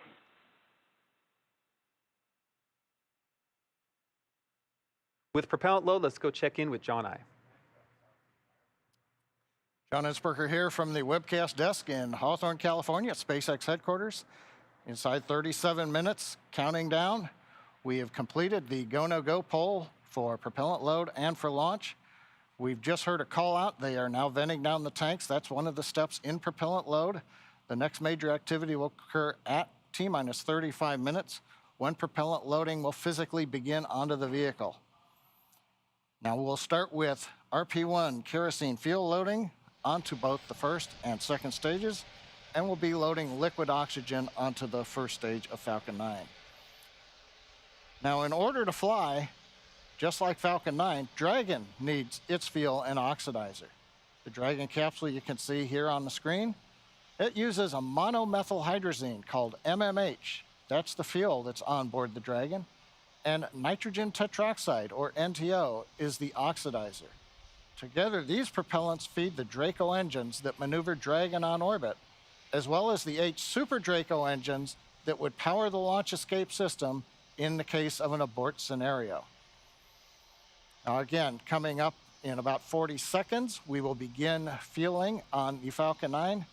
That means right now that those 8 Super Draco engines inside Crew Dragon are ready, if needed, to launch the capsule away from the Falcon 9 rocket in an instant, should there be any kind of an emergency associated with the rocket or the pad. But currently, 35 minutes, 18 seconds and counting, everything continues to look good on Falcon 9 and Dragon. Thank you, John. On the AX-1 flight and during our launch broadcast for that mission, there was a special emphasis on the TRISH research effort, or the Translational Research Institute for Space Health. As the name suggests, propellant load has started. Okay, it sounds like a propellant load has started. As for TRISH, as the name suggests, this is a broad effort aimed at ensuring we understand and are preparing for human health beyond our home planet. This is an effort that NASA astronauts and private astronauts can both participate in. Naturally, life just a few hundred miles above Earth poses some unique challenges that we're still unlocking the secrets to even after 60+ years of humans in space. Here is a bit more on the progress made during AX1 and what's ahead for our participation in this critical research effort. Thank you for joining us, Dr. Fogarty and Dr. Urqueta from TRISH, the Translational Research Institute for Space Health. Let's start with an easy question. What exactly is TRISH? Yes, TRISH. TRISH is a consortium between Baylor College of Medicine, MIT, and Caltech. We are funded by NASA to relentlessly and innovatively solve the risks for human space exploration and use a variety of tools to get there, including commercial spaceflight. What are the goals of the research being conducted for AX2 through TRISH? That is a great question. The research that we're conducting on AX2 has been highly prioritized to solve the most important risks for human spaceflight as we are planning to go back to the moon and going to other planets. So all of these projects have been custom made and designed to be easy to collect, to take the least crew time, and to take the least mass, power, and volume. And an example is this kit that I have here. We provide one of these to each of the crew members, and it includes most of the hardware that they need to collect physiologic data, sensory motor, that is your balance, how it changes in space, some surveys, and also how the physiology changes in space. So all of these have been, again, customized for commercial spaceflight. Talk to me about the framework for this research. How is this set up to enable new data for new flyers? Yes, so the EXPAND program at TRISH has two main elements to its framework to accomplish the goals that were just set out by Dr. Urqueta. So we have essential measures, which have been harmonized with NASA's standard measures to make sure that we're collecting the same type of data on every crew member. So we can compare across people, across different missions to really maximize the value. And then we have exploratory studies as the second part of the framework. And this is where the known unknowns, the questions we have about spaceflight or the risks, have hypotheses generated, and we get to test them. How does the research apply to those of us on Earth? I mean, some of us are maybe never going to be leaving this planet. Why do we care about this kind of work? Dr. Fogarty, Dr. Urqueta? Yeah, this is where things get really exciting. So due to the constraints of spaceflight and the complexity, we have to be really focused on creating integrated and holistic solutions. We can't have individual solutions for every problem. Those constraints create a really ideal environment to bring things back to Earth, to put healthcare in people's hands. We believe that these are going to increase healthcare equity, the access to healthcare and the quality of healthcare, which then results in improved health outcomes. How does this mission, AX2, add to the range of data? That is a great question.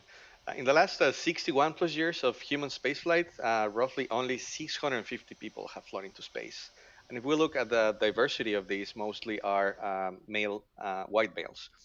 And what we're seeing with commercial spaceflight is a more diverse population. We're seeing people from all ages, younger and older, as compared to your government astronauts. We're also seeing people from multiple demographics, backgrounds, training, education, and also people with medical conditions. So as we keep growing this database of civilians flying into space, we will have all of the tools that we need to make most humans being able to fly into space, stay for there longer, and enjoy the experience. Thanks so much for joining us. I look forward to watching the launch with you and seeing the astronauts return and looking at their data. Thank you. Thank you. We are now just under 30 minutes from the launch of AX2 mission. It has taken an enormous effort from an incredibly dedicated and hardworking team to get to this moment.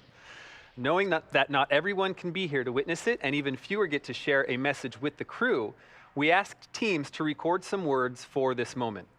As the countdown to launch continues, here are a few messages from those across the Axiom family.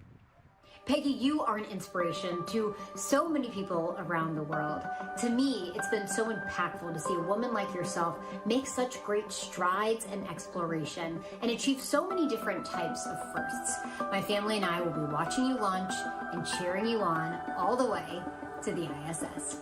Hi, Peggy, Kelly, and Delta here. We just wanted to let you know that we're cheering you on. We're so excited to watch you launch. You're an inspiration to women and girls around the world, and you've been a personal inspiration to me in my own journey to space. We're so excited to watch you launch, and we'll be cheering you on here on Earth. Go, Peggy! Go AX2! To Peggy, our notorious space ninja, John, aka Loki, to Ali, who is also known as Slayer, and then to Rayana, our very own ray of sunshine. Wishing you an amazing launch today, as well as a smooth journey to the ISS. Ad Astra AX2 crew. Thank you, Peggy, John, Ali, and Rayana, for inspiring the next generation of astronauts. From our crew experience team to our AX2 crew, we are so proud of everything you've accomplished, and we're excited for your successful journey home. Send us a postcard. Just wanted to say that we're super excited for all the groundbreaking researches you guys are going to do. We're rooting for you, and good luck. The marketing team has been proud to support AX2 mission. Godspeed, AX2. This is the Portable Life Support System team.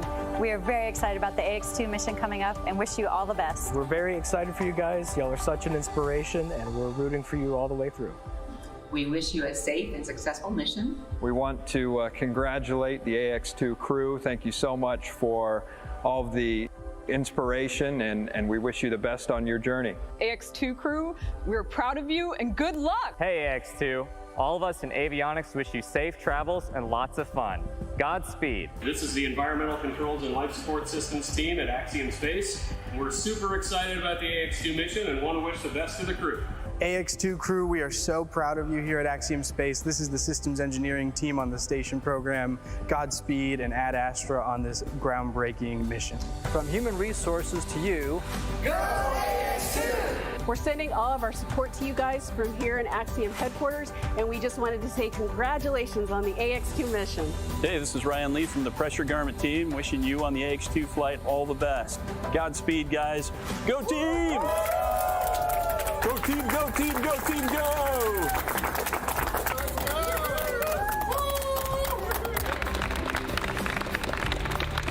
Peggy, John, Ali, Rayana, I look forward to seeing you flying in space and working aboard the International Space Station. I also wish you to enjoy your staying aboard for this another Making History mission. We are all proud of you, and we wait for you on the ground, and Godspeed. A big thanks to all those who contributed to those videos and everyone behind the crew today. A lot of really excited teams out there. And a special thanks to Kelly Girardi and the Space Gal, Emily Calandrelli, both big STEAM education advocates who you just saw as well. They dedicate their influence to increasing literacy and interest in science, especially for young girls, which is awesome. Yeah. You know, Emily and Kelly are both moms to young girls, so it's safe to say that they have front row seats to knowing what is cool and inspiring. Now, speaking of front row seats, it's been feeling like we have one of our very own looking at Pad 39A with these camera views that we've been getting all morning and afternoon. Now, let's take a moment to get acquainted with the vehicles that you see there on your screen. The Falcon 9 rocket with a Dragon spacecraft on top together stand at about 215 feet, which is almost 30 feet taller than the Leaning Tower of Pisa in Italy. Falcon 9 is a reusable two-stage rocket, which means it's kind of like two rockets in one, the first stage and the second stage. The first stage is the bottom two-thirds of the vehicle. Today's booster is flying for the first time. You can think of it as the large bottom white portion and the middle black portion. So that's what we mean when we say the booster. The first stage is responsible for accelerating Falcon and Dragon through the Earth's atmosphere and into space. In order to do that, it has 9 Merlin engines at the bottom of the stage. Prior to liftoff, the Falcon 9 first stage is... Stage 2 cryohelium load has started. Actually, and currently underway, is being loaded up with nearly 1 million pounds of fuel and liquid oxygen. The Merlin engines on the first stage are optimized for sea level. They achieve 190,000 pounds of thrust during ascent and descent. The first stage accelerates the vehicle through the Earth's atmosphere into space and then separates from the rest of the rocket about 2.5 minutes into flight. From there, the first stage will head over to LZ-1. It will do what no other what no other orbital class rocket in the world can do. It'll go right there, make its way back to Earth. Today marks the first time we are landing Falcon 9 on land for a crew mission. Previous crew missions landed on a drone ship stationed in the Atlantic Ocean. So pretty exciting first for us today. Landing back on land has a lot of benefits. For example, it eliminates the need for our recovery team to be stationed out at sea for days, and it improves our turnaround time to get Falcon 9 ready to fly again. Now, above the first stage is the second stage. The second stage has a single Merlin vacuum, or MVAC engine, and that ignites after the first stage separates. The second stage is essentially a smaller version of the first stage, whereas the first stage is designed to power the vehicle out of the Earth's atmosphere and through the forces of gravity. The second stage is specifically designed to operate in the vacuum of space. The second stage powers the Dragon spacecraft to its targeted drop-off orbit. The Dragon spacecraft itself is capable of carrying up to 7 passengers to and from Earth orbit and beyond. But as we've been seeing with those views inside the capsule, today we're carrying 4 people. We have the 4 members of the Axiom 2 crew. It's the first private spacecraft to take humans to the space station and the only spacecraft currently flying that is capable of returning significant amounts of cargo to Earth. Like the Falcon 9 rocket, the Dragon spacecraft is also reusable. This will be the second flight for this particular Dragon spacecraft. This is Dragon Freedom that the AX-2 are flying in today. It previously supported NASA's Crew 4 mission in April 2022. Now, we are awaiting our T0 coming up in just over 23 minutes from now. The ground operations teams are doing a series of system checks to make sure both Dragon and Falcon 9 are ready for launch. Let's take a look at what the ascent portion of the mission will look like. Now, once we hit T0, we're going to watch Falcon 9 and Dragon lift off from historic pad 39A and make their ascent. Now, about 43 seconds into flight, Falcon 9's engines will throttle down to help pass through the period of maximum dynamic pressure on the rocket, what we typically refer to as max Q. It's worth noting, once we hit max Q, we'll be going supersonic, faster than the speed of sound. Dynamic pressure, we can throttle up our Merlin engines once again. From there, at about 2.5 minutes into flight, we have a series of 3 events that happen in rapid succession. First is MECO, or main engine cutoff. This is where all 9 Merlin engines will shut off in preparation for stage separation, where, as the name suggests, that's where the first stage detaches from the second stage, with the first stage making its way back to Earth for landing as the second stage continues on its journey with the third event. That event is SES-1, the second stage engine start number 1. That's where the Merlin vacuum engine lights up and propels the second stage, along with our AX-2 crew and Dragon, into orbit. As Stage 2 heads towards its targeted drop-off orbit, Stage 1 will execute 3 burns in order to make its way back to Earth. The first is the boost back burn, where 3 of the Merlin 1D engines will reignite and then shut down. This helps to head the booster back to Cape Canaveral. The second burn, or the entry burn, helps to slow the stage down in preparation for entry back through the Earth's atmosphere. At about 90 seconds after Dragon gets into orbit, Falcon 9 will then land back on Earth. The landing burn will bring the vehicle speed down rapidly in order to land back on land near the launch site today, around 8 minutes into mission. I should say that actually happens about a minute prior to that second engine cutoff. Yep, you're right, Kate. So as the first stage is back on Earth, the second stage will cut off its single Merlin engine that was ignited right after stage separation. Once this happens, we wait for that all-important confirmation of a good orbital insertion. Then Dragon will begin its preparations and separate from the second stage. About 3 minutes after the second stage gets into orbit, we ought to get that great view from the forward camera showing Dragon with its 4-person crew drifting away from the second stage. And once Dragon is a short distance away, it will begin checking out those Draco maneuvering thrusters to make sure that Dragon continues to increase the separation distance from the second stage. The nose cone deploy sequence will initiate just before T plus 12 minutes and finish around T plus 15 minutes, which will expose Dragon's docking mechanism in advance Stage of 2 arrival. RP1 load is complete. All right, that call out there telling us that RP1 loading is now complete on stage 1. Now, in advance, or excuse me, on, I think we heard actually stage 2 there. Now, that docking mechanism exposure will be in advance of arrival to the International Space Station. Now, with that, let's head over to Leah at Johnson Space Center in Houston for another update on how things are going there with station preparation. Hey, Leah. Hey, Kate. The space station team here in Houston is focused on the critical systems on the station, and everything continues to function as expected ahead of launch. So the teams have verified the command path from the ground up through our constellation of communication satellites to the station. Everything is nominal. We love that word, and the station will be ready to receive Dragon tomorrow should they launch tonight. Mission Control Houston is go for launch. Once the crew arrives at station, the Expedition 69 crew will be there to welcome the AX-2 crew on board. Right now, living in the station, we have 7 people. That includes NASA astronauts Frank Rubio, Woody Hoburg, and Steve Bowen, United Arab Emirates astronaut Sultan Al-Nayati, and Roscosmos cosmonauts Andrei Fedyayev, Sergei Prokopyev, and Dmitry Petelin. Flight Director Greg Whitney is on console now, leading flight controllers on the Orbit 3 team in Houston for launch, and Flight Director Marcos Flores will lead teams for docking tomorrow. A reminder that launch today will take about 16 hours to get to the station, with docking to the Node 2 Zenith or space-facing port scheduled just before 9:30 a.m. Eastern Time tomorrow.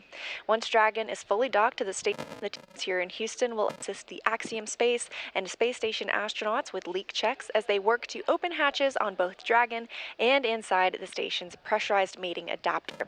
We expect hatch open to take place about 2 hours after docking. That's it for us here in Mission Control Houston, and I will send it back over to the team in Hawthorne. Duke? Thanks, Leah. And all of that is set to begin in just over 18 minutes from right now. And I gotta say, the energy around here is certainly rising. As Leah just mentioned, once the crew launches, they will spend the next 16 hours in Dragon, catching up to the International Space Station. That time on orbit and in Dragon will feature a variety of tasks, including some planned photography, but about half of that time is scheduled for sleep, which the crew will absolutely need because once they reach the ISS, they have quite the schedule ahead of them. They will spend 8 days on station conducting a variety of science investigations and technology demonstrations, including radiation protection research, studies on how to create rain and how to enhance our understanding of dangerous thunderstorms, as well as DNA research with nanomaterials and reprogramming skin cells to help create regenerative medicines. Wow. When they are not hands-on with research, they will be participating in numerous outreach events connecting with groups around the world. John, for instance, will use the station's ham radio to share a message with students. Beyond all that, Commander Peggy Whitson has assured us that each of them will carve out some time to simply pause and look down at the planet below as it speeds by at a cool 17,500 miles per hour. I mean, I would imagine that if I were in space, my face would just be up against the window the whole time. On station, just in the cupola the whole time. Yes, exactly. Now, as we've said before, we have an instantaneous launch window. That means that we have 1 second. We're targeting 5:37 p.m. Eastern Time, 2:37 p.m. Pacific Time. So just 16.5 minutes from Stage now. 2 LOX load has begun. That call out there telling us that the liquid oxygen on stage 2 is now beginning, or the liquid oxygen on is beginning to be loaded onto stage 2. That will wrap up around T-2 minutes. Now, I was talking about the instantaneous launch window because we are essentially chasing the space station. We're trying to catch up to it. It means that in order for everything to be precisely lined up in terms of how much propellant we're taking on board, and obviously we don't want to take too much because everything about space is weight. How much weight are you taking? And so we want to optimize our path to the International Space Station. And so we basically have that instantaneous moment to take off. All right, and that moment is coming soon. And as we approach the final moments of our countdown to launch, Axiom Space CEO Mike Suffredini wanted to take a moment to reflect on this, the second Axiom Space mission.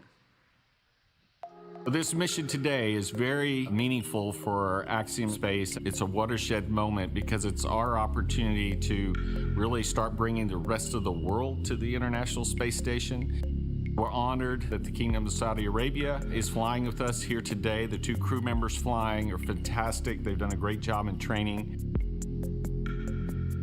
Of course, John Shoffner's been with us for a while. He's a backup on AX-1. We're excited for him to fly. Of course, the commander is Peggy Whitson, and while she's the first woman commander for a commercial mission, that's a big deal to us. I really don't think it's a huge deal to Peggy. She's flown so many times. This is, like riding a bike. But we're very excited for this crew, and we're looking forward to their mission. So, we don't do this by ourselves. Axiom is a wonderful company with fantastic employees. They've done quite a bit of work to get to this point. The commander is one of our very own as well. But our thanks go out to the entire team that support us. Axiom done a fantastic job in preparing for the mission and the medical and all the work that's gone into getting the crews ready to go fly. SpaceX, with its fantastic, reliable Dragon spacecraft and Falcon launch vehicle, have prepped the crew and the vehicle, and it's out on the launch pad ready to go. And of course, NASA, we can't do any of this without NASA, who has worked with us along the way, allowed us to have this opportunity, and will work with us on orbit. And of course, the investors. The reason why we get to do what we're doing as a company and build this space station and do these missions is because the investors that are with us along the way. So it's the entire team that has supported us and worked with us throughout this last several months as we prepared for this mission, and we're thankful to them all. All right, guys, you're going to have a great time on orbit. We're looking forward to seeing you there on orbit. From all of us here at Axiom, we wish you good luck and Godspeed. Just under 13.5 minutes, and everything continues to look good for launch of Falcon 9 and Dragon. Now, currently, Peggy, Falcon 9 began we are propellant still load tracking at no T-minus issues 35 on minutes, Dragon right for on time. today's launch. We have continued weather evaluations, and for your awareness, we are monitoring an anvil cloud that is moving towards LC-39A. It's currently 5 miles away, and it just needs to remain outside of 3 miles for launch to continue. The weather officer is going to continue monitoring this cloud and will continue to provide updates to the launch teams. How copy? Dragon copies, no issues on the vehicle, watching the cloud. Thinking very dry spot. Good readback, and just a reminder that for the Falcon 9 valve, the Falcon team is going to be performing that manual evaluation of the manifold pressure until T-minus 35 seconds. And if we do not pass those checks, the Falcon team will call a hold. If the evaluation passes, there will be no call made, and we will continue with the countdown. So again, at T-minus 35 seconds following the manual evaluation, if we do not pass those checks, the Falcon team will call a hold. But if there is no call, we have passed the checks, and we will continue with countdown. Dragon copies, manual evaluation. We'll call a hold if it's not passing the checks. Expect no call if it looks good.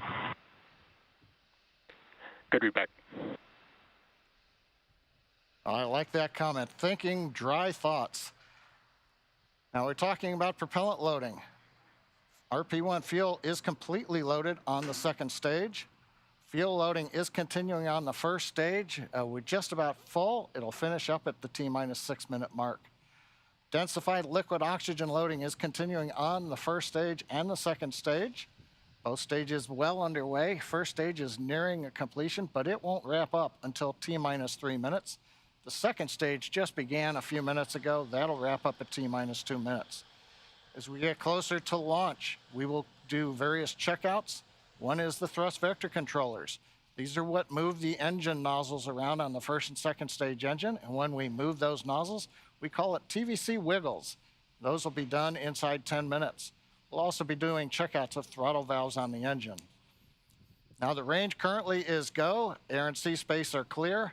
The weather, you heard the briefing from the Corps up to the crew. We're watching one anvil cloud. It's within 5 miles, but it's got to just stay more than 3 miles away, and we will be go to fly. And meanwhile, the Dragon team also had reported they're working no issues. Everything is complete through the countdown. The comm checkouts are finished. The access arm is retracted. The launch escape system is armed. The crew is strapped in and ready to go. We're coming up on final instructions of the crew. We'll hear that at T-minus 10 minutes. They'll configure their displays for launch. They'll get the last messages, and then we'll go into the terminal countdown sequence. Let's listen into the countdown net. Dragon SpaceX, confirm crew displays are configured for launch. And SpaceX Dragon, we can confirm crew displays are configured for launch. SpaceX copies. And on behalf of the entire SpaceX team, we are honored to have you aboard Dragon Capsule Freedom today on its next trip to the International Space Station and the second Axiom crew mission. We wish you a great mission, good luck, Godspeed, and enjoy the ride. Let freedom fly. Hear the crew calling back to the ground, let freedom fly. We see them applauding. Everything continuing to look good. We're coming up on 9 minutes to launch. Next major event is going to be engine chill at T-minus 7 minutes.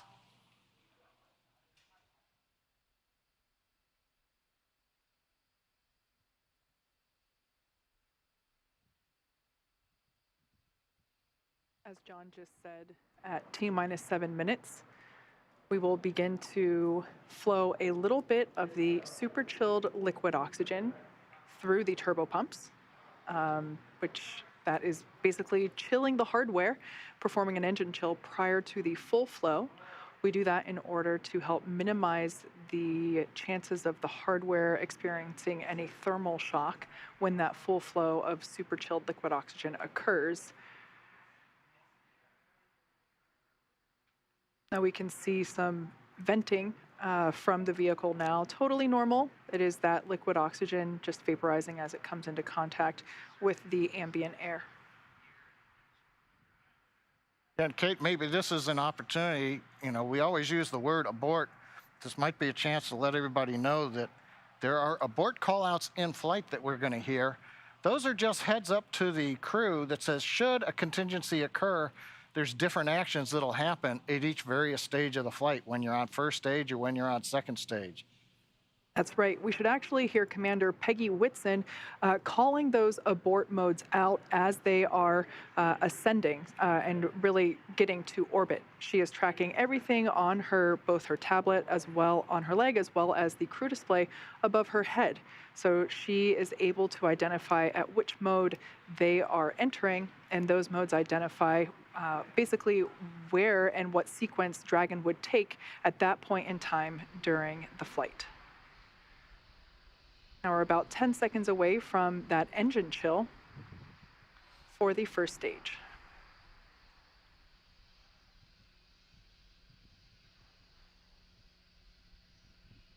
Engine chill has started.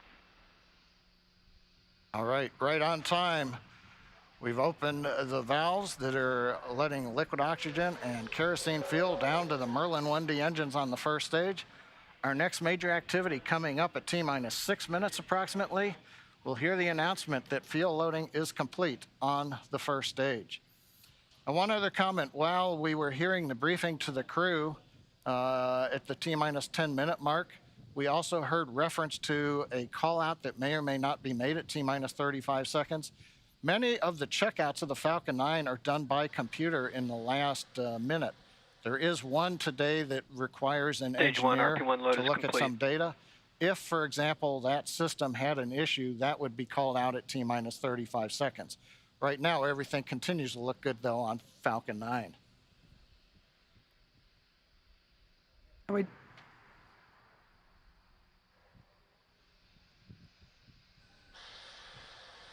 We also heard in the briefing that they are tracking an anvil cloud that at the time of the briefing was about 5 miles away from the pad.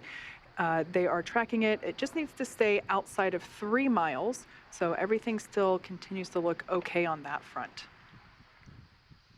The next call out that we'll hear in about 30 seconds is that Dragon has transitioned to the terminal count configuration. That's basically an indication that the Dragon spacecraft has taken over the spacecraft's countdown and will at that point be on internal power.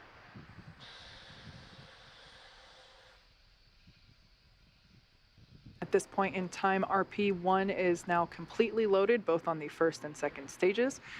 LOX load continues on both stages. It'll wrap up at T-minus 3 minutes for first stage and T-minus 2 minutes for second stage. Falcon 9 Dragon tanks is in are configured pressurizing terminal for count. strong-back retract.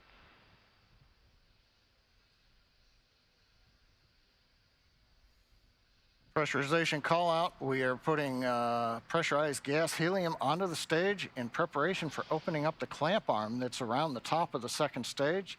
That'll happen just at about the T-minus 4-minute mark. The clamp arm will open, and about 10 seconds after that, the strong back, the structure alongside the Falcon 9, will recline just about 2 degrees away. We've heard the call out, strong back is retracting. That starts the sequence now in the ground computer to open the arms and then recline that strong back about 2 degrees away. At liftoff, hydraulics will then pull the strong back to a position about 45 degrees away from the rocket as it flies out of the launch mount. You can see the arms opening up now around the second stage. We should now be able to see that strong back retract just a couple degrees away from the launch vehicle. Upon liftoff, it will move back even further in order to clear the way for Falcon 9. Looks like we can start to see that movement now. This structure is what is utilized to horizontally integrate the vehicles while still in the hangar, as well as transport them horizontally to the launch pad and then raise them to their vertical launch position.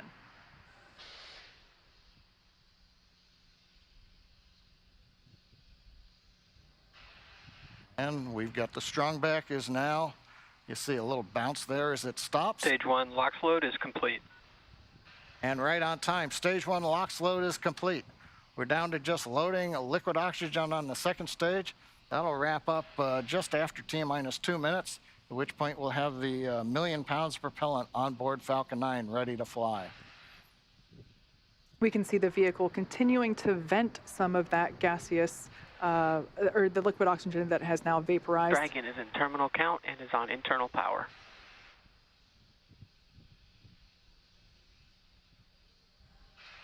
We have a live view there of the SpaceX team here at headquarters in mission control on the left-hand side, as well as the Axiom team from their own mission control as well on the right.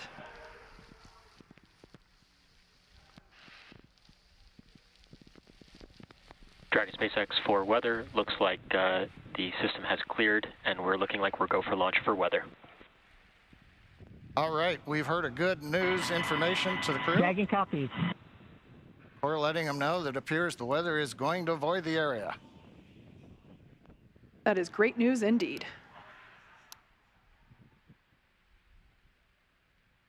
Just waiting now for the call out, liquid oxygen load complete on the second stage. Stage 2 LOX load is complete. Dragon is in auto idle. Ground gas closeouts, expect loud venting.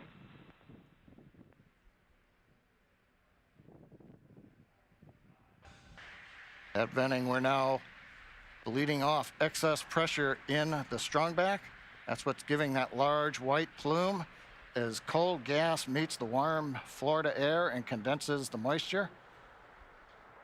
We're coming up on 1 minute where the flight computers will take over the sequence. Let's listen in to the launch of Falcon 9 with Dragon and the Axiom 2 crew.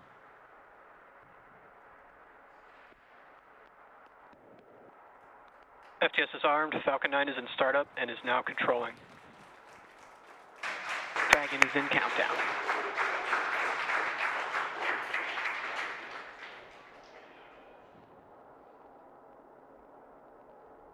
Dragon, SpaceX, go for launch.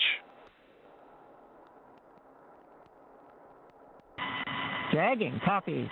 Go for launch. T-minus 30 seconds.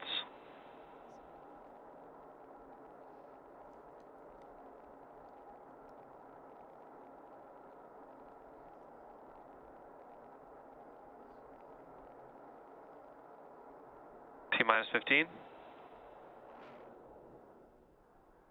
T-minus 10, 9, 8, 7, 6, 5, 4, 3, 2, 1. Engines full power. And liftoff, Falcon 9. Go Axiom. Stage 1 Alpha. Copy, 1 Alpha. Together we expand what is possible in low Earth orbit. Ad Astra and Godspeed Stage 1, AX2.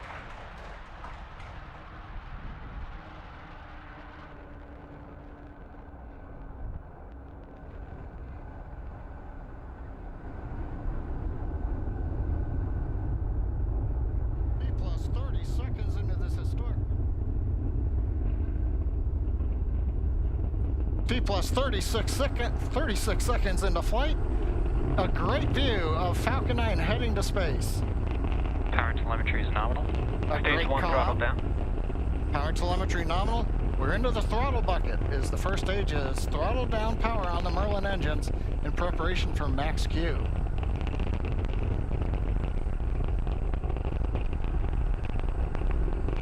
Falcon 9 is supersonic. Faster than the speed of sound as we're getting great views from the first stage camera looking back at Kennedy Space Center and Complex 39A. Stage 1 throttle up. Max Q. We're out of the throttle bucket. Stage 1 Bravo. Copy, 1 Bravo. We're at full power, and that call out 1 Bravo, that's another one of those abort modes. As we get higher and faster, the logic for Dragon, should a contingency occur, changes from stage to stage. Impact chill is underway. Chill announcement says we're getting the turbo pump on the second stage engine cooled down in preparation for its light up, coming up in just another minute from now.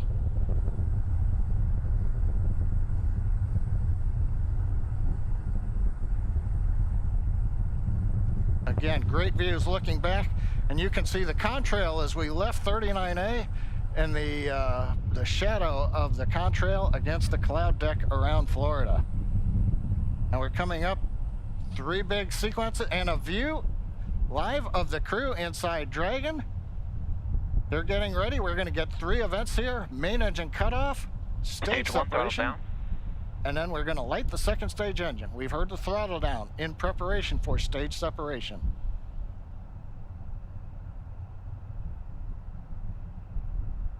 Eco. 2 Alpha. Stage separation confirmed. Copy, 2 Alpha. And back ignition. Stage 1 boost back startup. All right, stage separation. We've lit the second stage engine. The first stage is into the boost back burn, working its way back towards Cape Canaveral. Views on the left side, that's the first stage. Engines running as we come back to the launch site or the landing site. Second stage engine nozzle is visible on the right side as we're powering the Axiom 2 crew into low Earth orbit on the way to the International Space Station.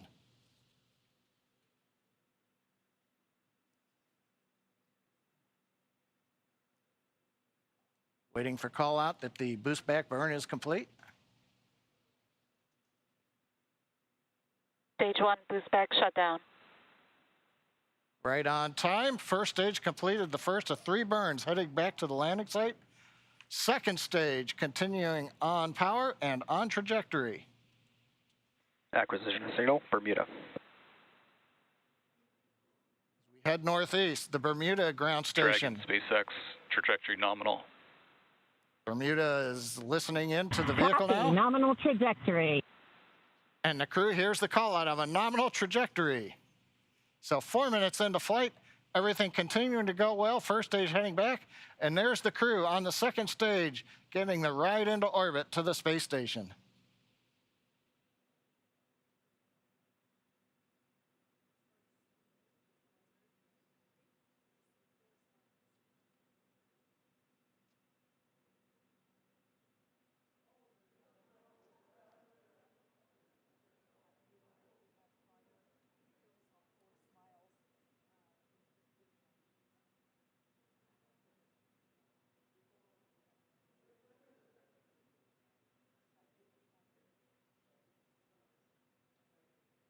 Coming up, we're waiting for the next trajectory call out from the guidance officer. Dragon, SpaceX, trajectory nominal.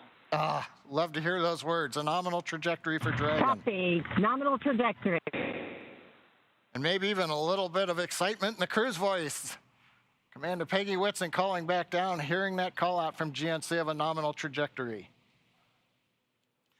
Left side of the screen, you can see the first stage. It's now beginning to orient itself so that the engines are pointed down towards the land as we will be descending towards landing zone 1 in Cape Canaveral. The 4 titanium grid fins have all deployed. They'll help guide They'll guide the first stage through once we get into the atmosphere following the entry burn, which will be coming up here in another couple of minutes. On the right-hand side, the second stage with the Dragon capsule on top, heading up the eastern seaboard of the U.S. We've just heard the call out of Boston. That's the New Hampshire tracking station, has picked up the signal. Dragon SpaceX, trajectory nominal. GNC continuing to make those call-outs that we want to hear. Everything continuing to look good. And the crew echoing them right back down. Good comms with the crew. We've been able to bring some live video shots from inside the capsule as they're headed to space. And there's another view of the crew. Stage 1 entry burn startup. And there we heard that the startup burn for that stage 1 booster, you can see it there on the left-hand side of your screen, has now begun. Stage 1 entry burn shutdown. And conclusion of that entry burn, that burn helps to slow the vehicle down as it re-enters the Earth's atmosphere. The first stage sees high drag, which scrubs roughly 70% of the velocity by the time that landed. SpaceX, trajectory nominal. Love to hear that call out. Everything nominal trajectory. Beautiful view of planet Earth coming to us from the second stage views on the right-hand side. Left-hand side, our first view of the Space Coast once again. This booster is attempting a landing at LZ-1. Stage 1 transonic. That booster is now traveling near the speed of sound. Live view coming to you from one of our tracking cameras. We can see the grid fins actuating to help steer the booster down. Stage 1 landing burn. Stage 2 FTS has saved. Standing by to... Stage 1 landing leg deploy.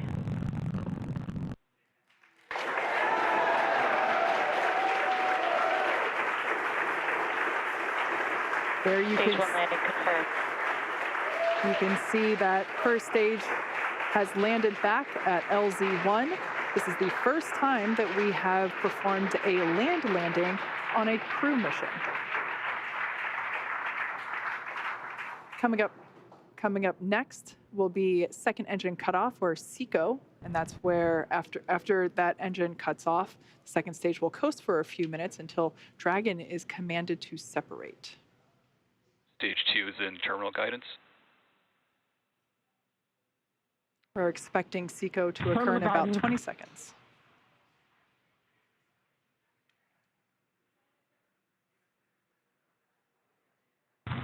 Shannon. Copy, Shannon. Commander Peggy Whitson continuing to call out the abort modes.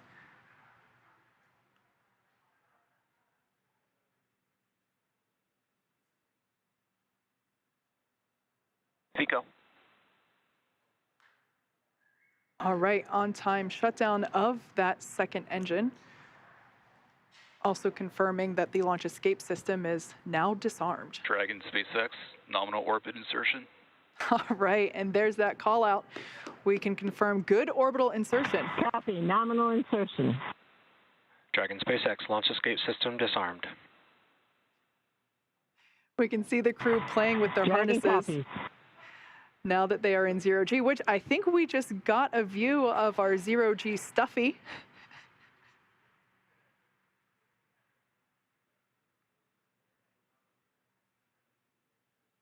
Clearly the crew is having fun already. Right after liftoff, I think we heard a laugh coming from Commander Peggy Whitson, which, being a NASA legend and one of the most decorated astronauts of all time, it's amazing to hear that even a space veteran as she Expected loss of signal, Cape. still has fun at liftoff.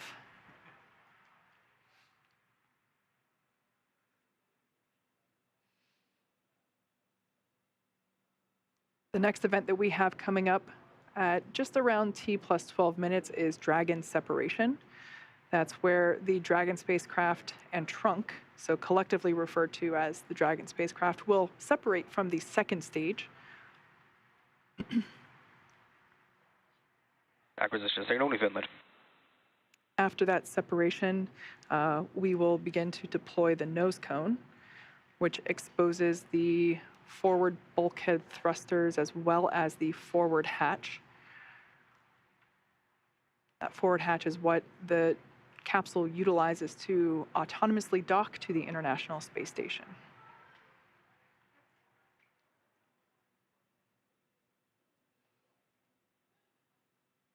Going from left to right, everyone's having fun, clearly. We have mission specialist Rayana Barnawi. To the right of her is pilot John Shoffner. Then we have Commander Peggy Whitson. And on the far right, mission specialist AlQarni. We can see that the excess strap on some of the harnesses, as well as the writing utensil for their tablets, they continue to play around with as they are experiencing zero-G for the first time. At least we can say that for 3 of the 4 astronauts on board today.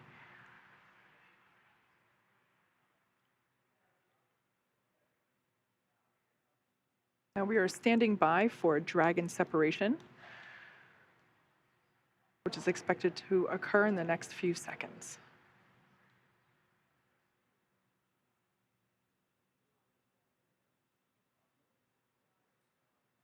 Dragon separation. And Wow. there you can see live on your screen that Dragon trunk and capsule. That's a really cool view. That's Dragon SpaceX launch director. A very great flight. Wish you safe travels. And a few words from our chief engineer as well. Thanks for putting your trust in the Falcon 9 team. Hope you enjoyed the ride to space. Have a great trip on Dragon. Welcome home to zero-G, Peggy.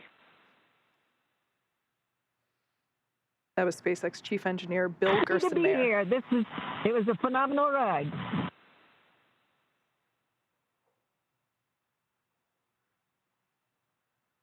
Make sure you share the joy of zero-G with your crew.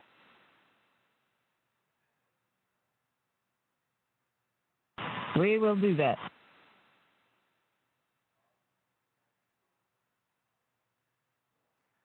Already you can see Dragon's Draco thrusters activating.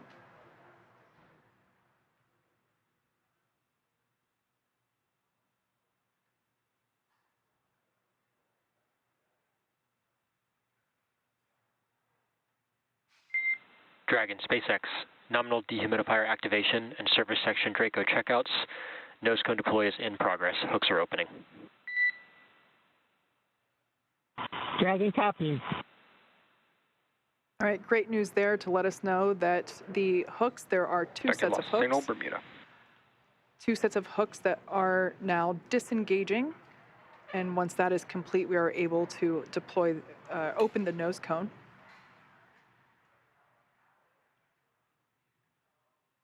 We should see that nose cone deploy in about a minute.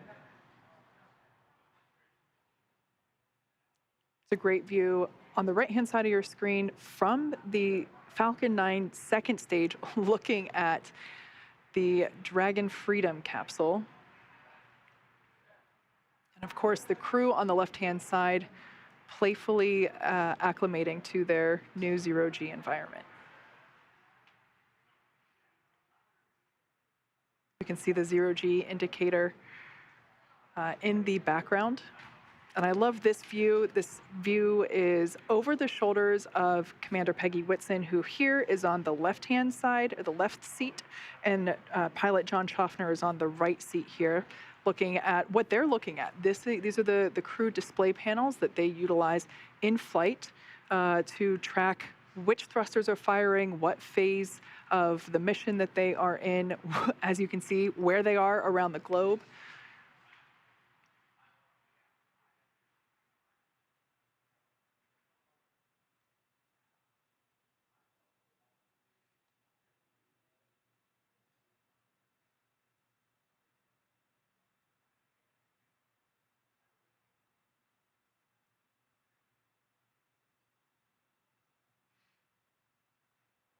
All right, as we can see, crew getting acclimated.